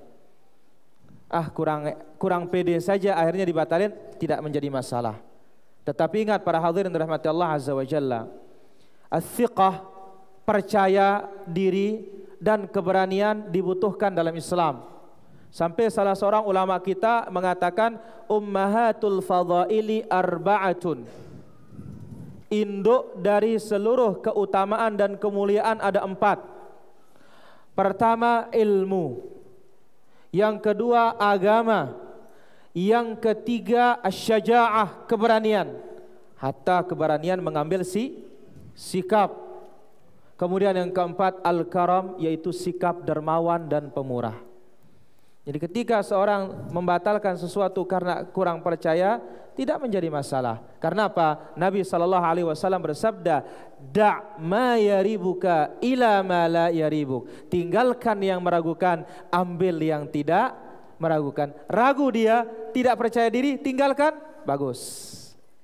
Hadza huwa Allah taala ala wa ala. Nah, Ustaz, masih perihal tatoyur, Ustaz. Bolehkah kita menisbatkan musim hujan dengan menisbatkan kepada bulan-bulan Desember, November dan lain-lain yang biasanya ke orang berber itu musim hujan? Ya.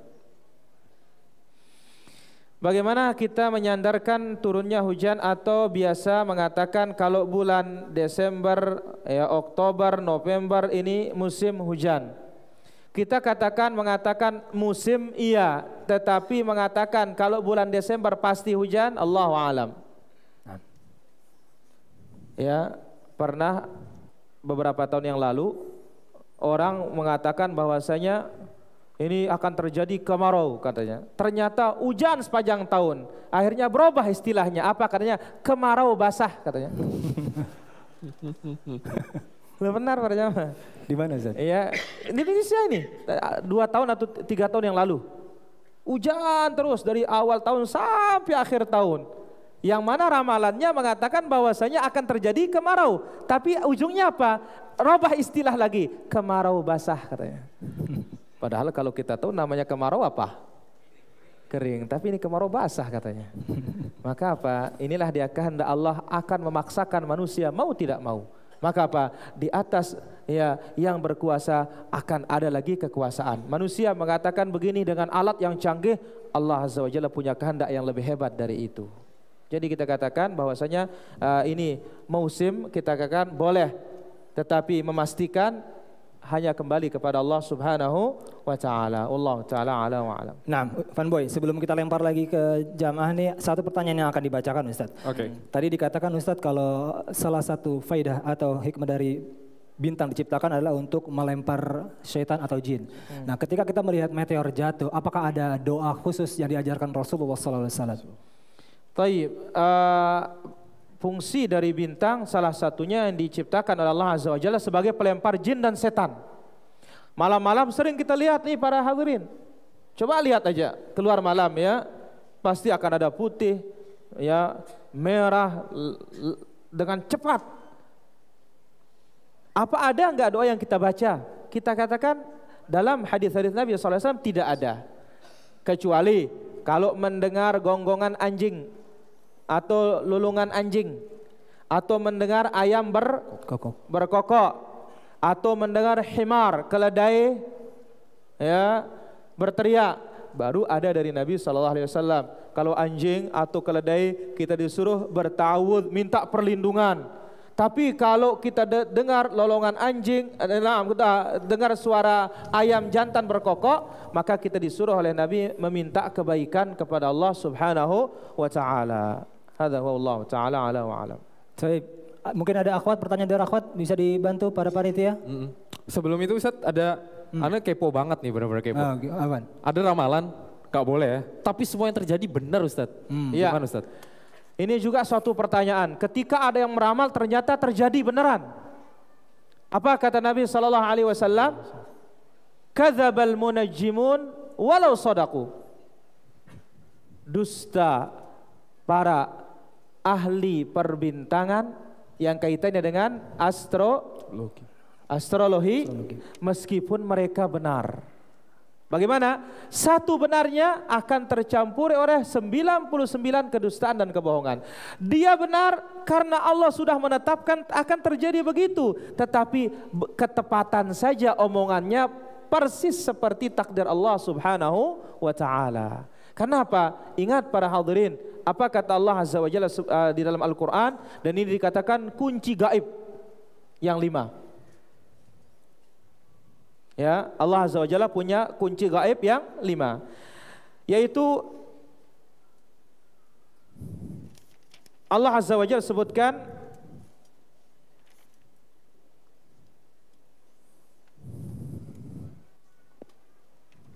dalam firman-Nya,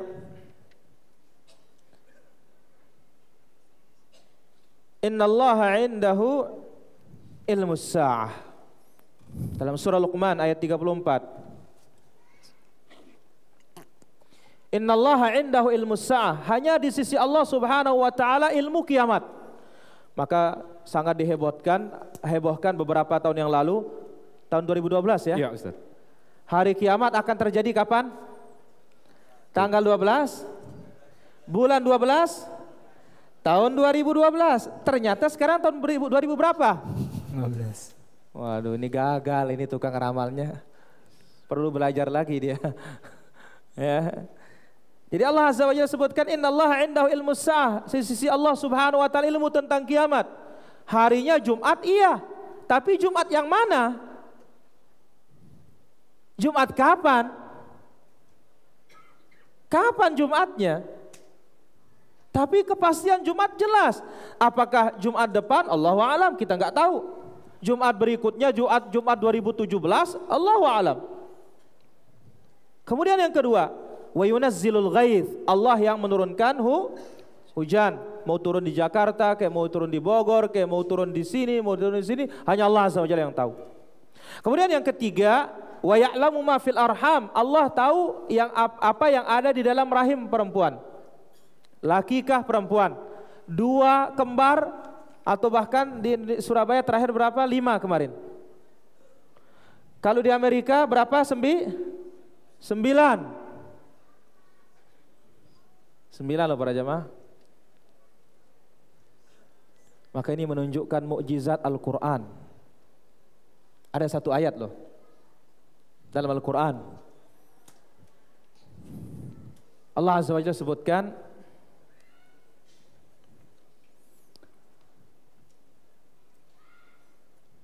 dalam surah Al-Ahzab ayat yang keempat.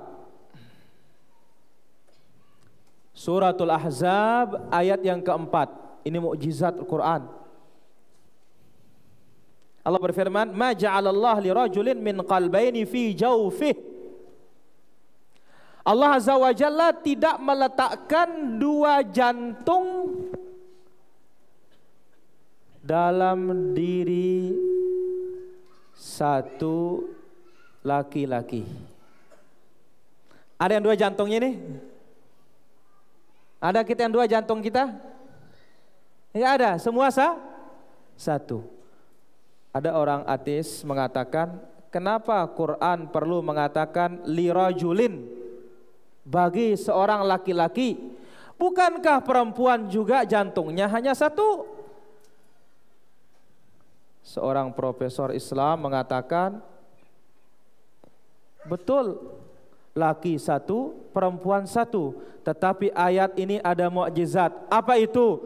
Karena perempuan bisa berjantung 2, bisa berjantung 3, bisa berjantung 4. Kapan? Kalau dia hamil. Loh, dokter kalau lagi USG langsung katakan, ini loh jantungnya bergerak. Benar. Maka ini ayatnya luar biasa. Ma ja'alallah li rajulin, Allah Azza wa Jalla tidak jadikan pada diri seorang laki-laki 2 jantung. Tidak mengatakan li basyarin, bagi seluruh manusia. Kenapa? Karena itu kalau perempuan lagi hamil berapa jantung? Kalau punya anak 1, 2, kalau dia kembar 3, kalau sampai 9 kejadian yang sudah ada berarti berapa jantungnya? 10. Subhanallah. Masya Allah. Ini ilmu Allah Azza wa Jalla. Ma ja'alallahu li rajulin min qalbaini fi jawfi. Hanya laki-laki yang punya 1 jantung, kalau perempuan bisa punya banyak jantung. Tetapi ingat para hadirin, kalau perempuan dia akan hanya cinta kepada suaminya 1 saja, tapi kalau laki-laki bisa memiliki cinta lebih dari 1. Nah, ini panjang juga ini. Lain lagi ceritanya kalau begini. Ustaz. Iya. Nah, Ustaz. Nah, tadi ini agak menjauh dari tentang zodiak, tapi ini berhubungan tadi dikatakan tentang kita tidak tahu apa yang ada di rahim, hanya Allah Subhanahu wa taala yang mengetahuinya. Tapi dikatakan tadi juga ada teknologi USG, Ustaz. Ini laki, ini perempuan, ini segala macam. Bagaimana menjawab subhat ini, Ustaz? Iya, bagaimana sekarang ada teknologi USG. Ya. Bahkan sampai sekarang sudah 3 dimensi. Ya. Nggak tahu ke depannya berapa dimensi lagi. Kita katakan bahwasanya dokter bisa mengetahui laki atau perempuan pakai alat. Allah nggak pakai alat. Ya, pasti pakai alat. Pakai alat manusia. Manusia pasti pakai alat. Dokter pakai alat. Baru dia bisa mengetahui laki dan perempuannya. Itu pun bisa tepat, bisa kurang tepat. 1. Yang kedua, ya, jangankan dokter tahu, malaikat saja sudah tahu duluan. Maka begitu sudah tahu laki dan perempuan berumur 120 hari, maka ini bukan hal yang gaib lagi. Bagaimana? Allah Azza wa Jalla mengirim kepada janin itu ketika berumur 120 hari, 40 hari tetes mani, 40 hari darah, 40 hari daging, dikirim malaikat. Malaikat nanya, apa kata malaikat? Ya Allah, ini laki atau perempuan ini, katanya. Allah bilang laki, jadilah laki. Berarti apa? Sebelum dokter tahu pakai alat, duluan malaikat. Kalau sudah malaikat tahu, maka bukan hal perkara yang gaib lagi jadinya. Hadza huwa wallahu taala ala wa alam. Nah, masih ada kesempatan Pak Boy. Iya, ada yang mau bertanya? Yang dari akhwat ada yang bertanya? Atau mau bertanya langsung mungkin akhwatnya? Ya, silakan. Masih ada kesempatan beberapa menit ke depan sebelum diberikan rangkuman oleh guru kita. Atau mau coba pertanyaan dari luar lagi? Ada pertanyaan? Ada pertanyaan. Silakan. Mic-nya. Paling ini pertanyaan untuk akhwat loh, tapi nggak apa-apa. Mungkin namanya Susi. Coba namanya siapa?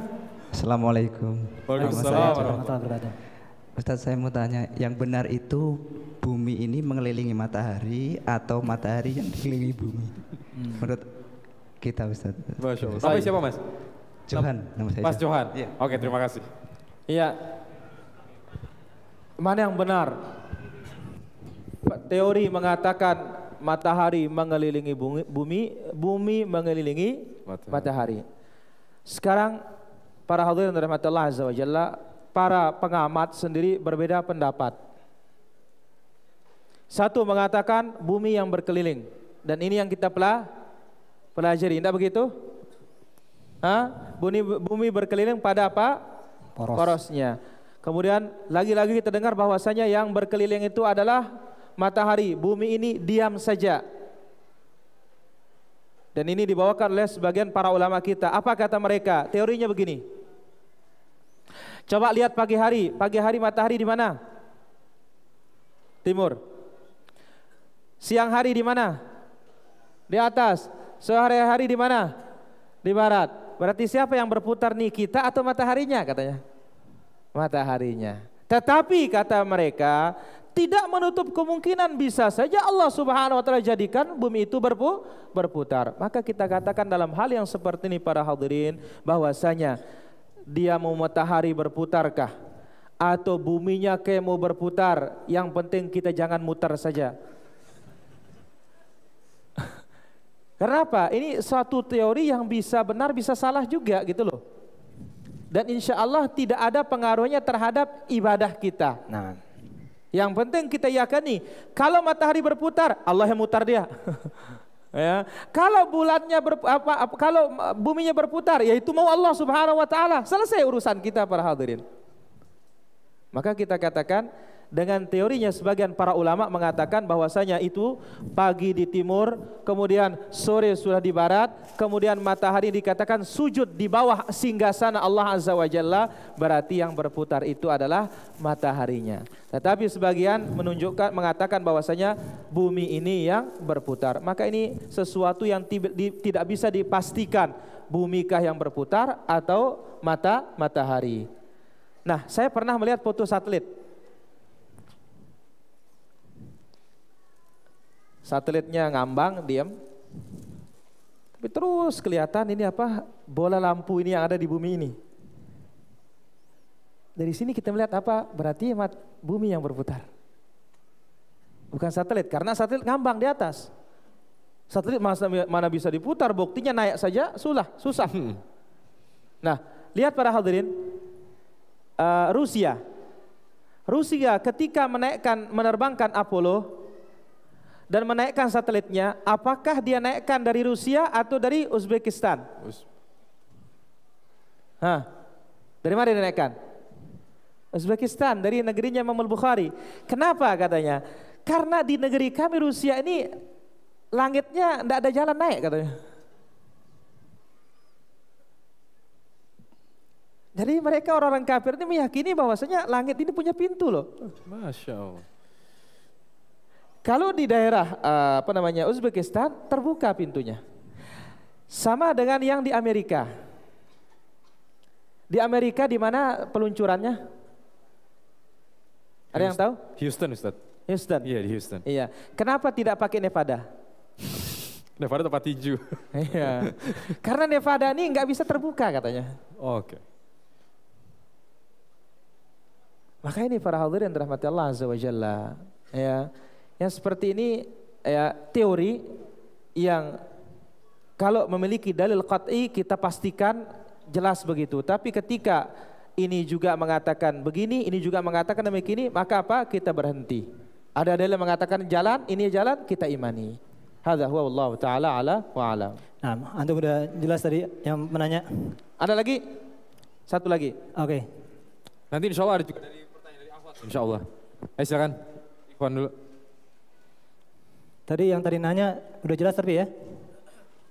Mana sih yang nanya? Pulang jangan-jangan. Mau muter-muter kali dia. Ya, silakan. Silakan Pak. Bismillah. Barakallah. Oh, fik barakallah. Dengan siapa Pak? Dengan Dani. Silakan berdiri Pak Dani. Mohon maaf. Ya, Ustaz, terkait dengan perbintangan atau ilmu untuk melihat bintang ini, terkait untuk penentuan misalnya awal bulan, terutama Ramadan atau Syawal, itu kan kita dari para ulama sepakat untuk lebih rajin untuk melihat gitu. Nah, bagaimana juga kalau misalnya untuk penentuan waktu sholat, di mana kita lebih kalau saya tidak salah kan kalau harusnya lihat dari waktu zaman dulu kan melihat matahari, posisi matahari bagaimana, sedangkan sekarang kita pakai metode perhitungan begitu. Itu mohon tunjukkan. Nah, terima kasih Pak Dani. Tadi sebenarnya sudah dijawab ya Ustaz ya. Kita katakan bahwasanya masalah ilmu hisab al-falaki, ilmu hisab ya, perhitungan. Wal qamara qaddarnahu manazila. Lalu dikatakan dalam ayat satu ayat li ta'lamu adadas sinina wal hisab. Pertama, dalam penentuan masuknya Ramadan, keluarnya Ramadan, ini pendapat yang lebih sahih, lebih kuat adalah mesti dengan ru'yatul ain, penglihatan mata. Kalau ternyata tidak kelihatan karena terhalang oleh mendung dan semisalnya, maka dengan disempurnakan 30. Lantas bagaimana praktiknya terhadap jadwal sholat? Sementara jadwal sholat ini kebanyakan menggunakan ilmu hisab. Pertama kita katakan sebagian para ulama kita juga tidak mau menggunakannya. Namun sebagian mengatakannya tidak mengapa, lit takrib, hanya untuk pendekatan saja. Bukan suatu kepastian. Karena apa? Itulah sebabnya lihat pemerintah kita cukup bijak. Bagaimana bijaknya? Kalau Jakarta sekian, kalau timur Jakarta sekian, kurangi sekian, lagi lebih timur lagi kurangi sekian. Kemudian dari satu sisi juga tidak akan terpakai jadwal ini ketika negeri itu ada yang tinggi, ada yang rendah. Sini sulit terpakai.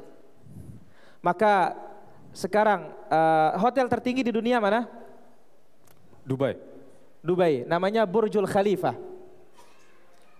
Dan kedepannya insya Allah sekitar tahun 2016-2017 akan ada di Jeddah, The Kingdom,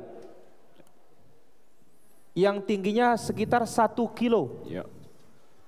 Yang sekarang ini 820-an sekian meter, masih belum 1 kilo ya. Insya Allah ini kedepannya di Jeddah, di dekat Laut Merah itu akan tingginya menara itu sekitar ya hotel ini 1 kilometer. Nah, saya baca beberapa tahun yang lalu begitu adanya hotel tertinggi di dunia yang ada di Dubai ini, di Uni Emirat Arab ini, pemerintah sana mengeluarkan jadwal sholat atau jadwal berbuka dengan melihat kondisi mereka. Contoh berbuka yang di bawah paling cepat berbuka. Oh, Masya Allah. Paling lambat juga sholat subuh. Kenapa? Kalau bawah mataharinya cepat tenggelam. Oh, Masya Allah. Kemudian subuhnya juga agak telat naik fajarnya. Yang di tengah sekian lantai lagi agak berbeda dengan yang di bawah. Yang paling atas yang paling kurang menguntungkan. Kenapa? Karena yang paling atas segi berbuka paling telat. Makan sahur paling cepat. Kenapa? Cepat kelihatan fajar itu karena di tempat ketinggian. Maka kita katakan jadwal sholat ini takribiyah sebagai pendekatan tidak menjadi masalah. Hadza wallahu taala alam. Dengan syarat mesti diobservasi terus. Jangan jadwal seumur hidup. Ya manusia saja yang makainya nggak bisa seumur hidup. Ya, karena kalau pakai jadwal seumur hidup ini banyak kekurangannya. Observasi terus itu bagus. Allah taala ala wa alam. Masya Allah, pertanyaannya sangat bermanfaat sekali ya Fani. Yoi. Nampaknya ada pertanyaan dari Ahwat. Pertanyaan dari Ahwat sepertinya. Coba ada panitia? Ada nggak? Dipersilakan. Kalau nggak ada saya mau tanya lagi deh. Boleh Ustaz ya? Boleh. Hujan itu terjadi karena penguapan atau karena apa Ustaz? Secara teorinya iya penguapan. Tetapi kita katakan tidak akan ada pertentangan antara ilmiah dengan ilahiyah. Allah Azza wa Jalla menjadikan sesuatu itu dengan sebabnya. Sekarang kita makan. Dengan kita makan ini sebab kenyang. Kalau tidak makan, lapar. Kapan mau kenyang? Menikah sebab mendapatkan anak. Tidak nikah bagaimana mau dapat anak kecuali anak asuh. Sekarang teorinya hujan seperti itu. Allah Azza wa Jalla yang menurunkan hujan. Tetapi proses kejadian hujan itu secara ilmiahnya itulah dia. Terjadi penguapan, lalu naik ke atas. Setelah naik atas baru lagi diturunkan oleh Allah Subhanahu wa Ta'ala di tempat yang dikehendaki oleh Allah untuk turun. Hadza huwa. Jadi antara ilmiah, fakta ilmiah, pengetahuan dengan ilahiyah yang ditetapkan oleh Allah Azza wa Jalla tidak pernah akan ada pertentangan para hadirin. Tidak pernah akan ada bertentangan sama sekali. Maka itu sebabnya Islam adalah agama ilmiah. Itu sebabnya banyak dari orang-orang kafir, banyak ilmuwan-ilmuwan barat tidak sangat banyak yang masuk ke dalam Islam dikarenakan sebab ilmu pengetahuan. Ya, yang berkaitan teori besi para jamaah. Besi kita ini partikelnya, unsurnya tidak ada di bumi. Karena memang Allah Azza wa Jalla sebutkan dalam suratul Hadid, wa anzalnal hadid, kami turunkan besi. Partikelnya besi ini diturunkan dari langit, bukan ada di tanah, tetapi tanah ini dia yang menampungnya. Banyak lagi kalau kita berbicara teori ilmiah yang disepakati oleh kitab Allah Subhanahu wa Ta'ala. Maka itu sebabnya kenapa terjadi di dalam agama Nasrani muncullah istilah al-aulamah. Istilah apa? Adanya pemisahan antara agama dengan urusan dunia. Apa istilahnya nih? Sekuler. Sekulerisme. Apa sebabnya sekuler nih para hadirin? Sekuler ini disebabkan kemunculannya adalah ketika orang-orang ilmiahnya Kristen tidak puas dengan doktrin Kristen.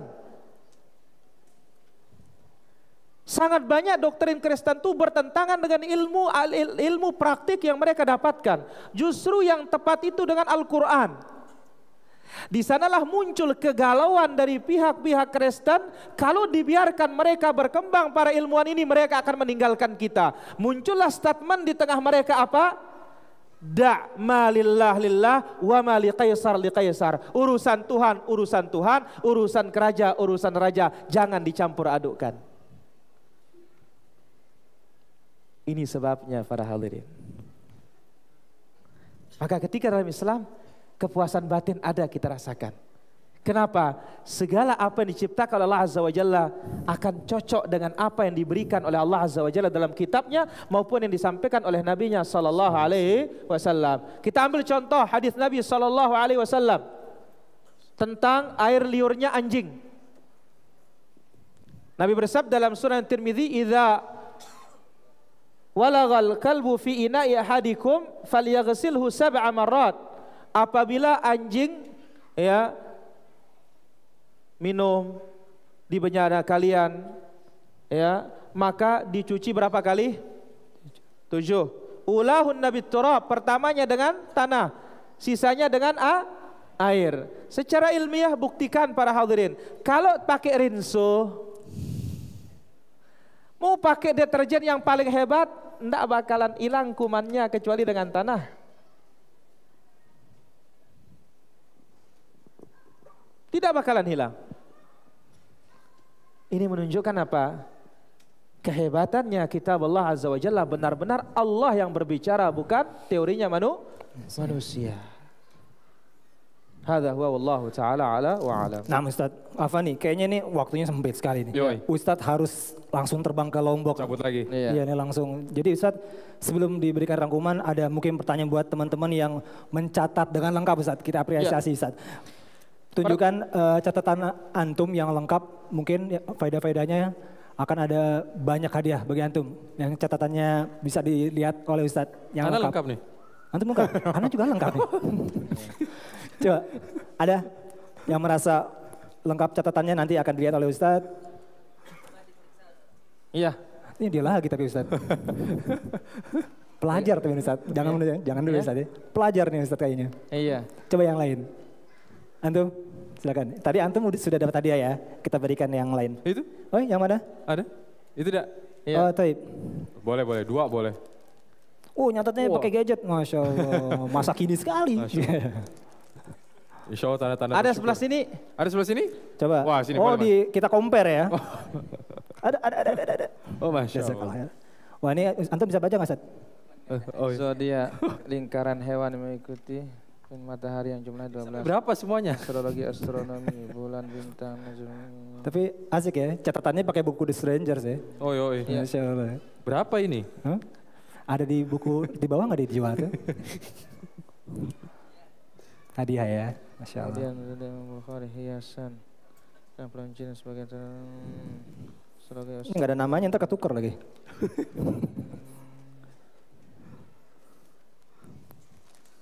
Ya. Baik. Bintang. Iya. Ini Ustadz kasihan bacanya. Bisa Ustadz? Bisa. Oh, Masya Allah.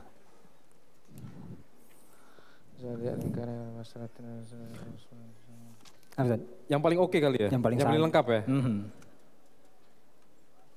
Gimana Ustadz? Yang paling nggak ada namanya Ustadz. Iya. Ini kalau kita lihat semuanya berhak ini. Semuanya berhak, Masya Allah. Jadi rata-rata bagus semua. Rata-rata kalau di bawah cuma ada tulisannya yang bisa dibaca benar, ada yang bisa dibaca. Jadi kira-kira gimana Ustadz? Ya. Jadi kira-kira antum bisa pilih Semuanya berhak? Semuanya berhak, kasih semuanya. Masya Allah, barakallahu fiik. Jadi biar imbang perahunya, ini dua gitu. Tinggal di tengah aja nggak ada. Masya Allah. Ini mudah-mudahan nggak ada istilah rugi bandar saat ya. Alhamdulillah. Baik, ini yang punya handphone. Bapak Dani ya tadi ya. Masya Allah, Bapak Dani silakan. Silakan. Jazakallah. Kepada yang ini nih, nggak ada namanya, yang ini merasa antum. Masya Allah. Ada lagi? Baik. Satu lagi? Untuk satu lagi edisinya khusus mencari pendamping solihah. Jadi yang udah punya istri harap cemas. Baik Ustadz, mungkin ada rangkuman Ustadz sebelum kita akhiri kajian kita. Apa? Ada rangkuman untuk mengakhiri kita? Baik para hadirin rahmatullah azza wa jalla. Dari apa yang kita ambil tadi, kita bisa mengambil kesimpulan.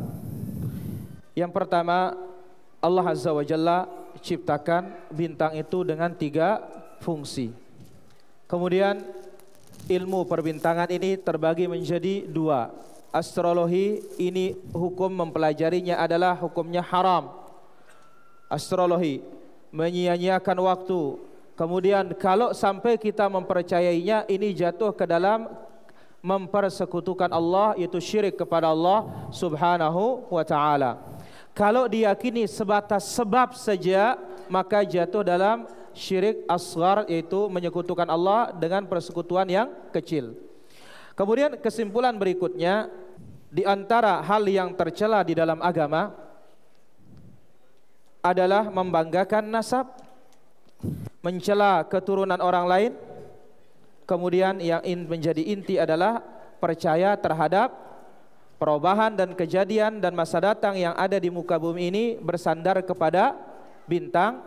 Kemudian yang berikutnya, haramnya seorang melakukan niyahah meratapi keluarga dan saudara yang meninggal dunia.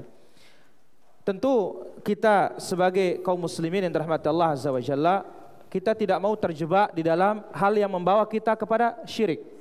Tetapi kita tidak tahu itu mempersekutukan Allah ketika kita tidak punya ilmunya. Ketika kita memiliki ilmunya, insya Allah kita bisa untuk menghindarinya. Dan tentu hidayah ini mesti dicari terus. Petunjuk Allah azza wa jalla tidak bisa kita raih begitu saja, melainkan pasti ada langkah dan usaha kita. Kita ambil contoh apa firman Allah subhanahu wa ta'ala tentang Nabi Allah Ibrahim alaihi salatu wassalam, inni zahibun ila rabbi sayahdin. Aku pergi, wa qala inni zahibun ila rabbi sayahdin, dalam surat As-Saffat ayat 99. Allah berfirman, Ibrahim mengatakan, inni zahibun ila rabbi. Aku pergi menuju Tuhanku, dialah yang membimbingku. Maka untuk mendapatkan hidayah, kita tidak bisa tidur enak, tidur nyenyak di kasur kita, atau berdiam diri di tempat kerja kita, atau berdiam dengan kawan-kawan kita di tempat nongkrong kita, tetapi mesti kita jemput yang dikatakan hidayah Allah subhanahu wa ta'ala. Semoga apa yang kita ambil bermanfaat. Saya mohon maaf atas segala kekurangan dan kesalahan. Wabillahi taufiq wal hidayah. Wa sallallahu ala nabiyina Muhammad. Subhanakallahumma bihamdik, asyhadu an la ilaha illa anta astaghfiruka wa atubu ilaik. Assalamualaikum warahmatullahi wabarakatuh. Waalaikumsalam warahmatullahi wabarakatuh.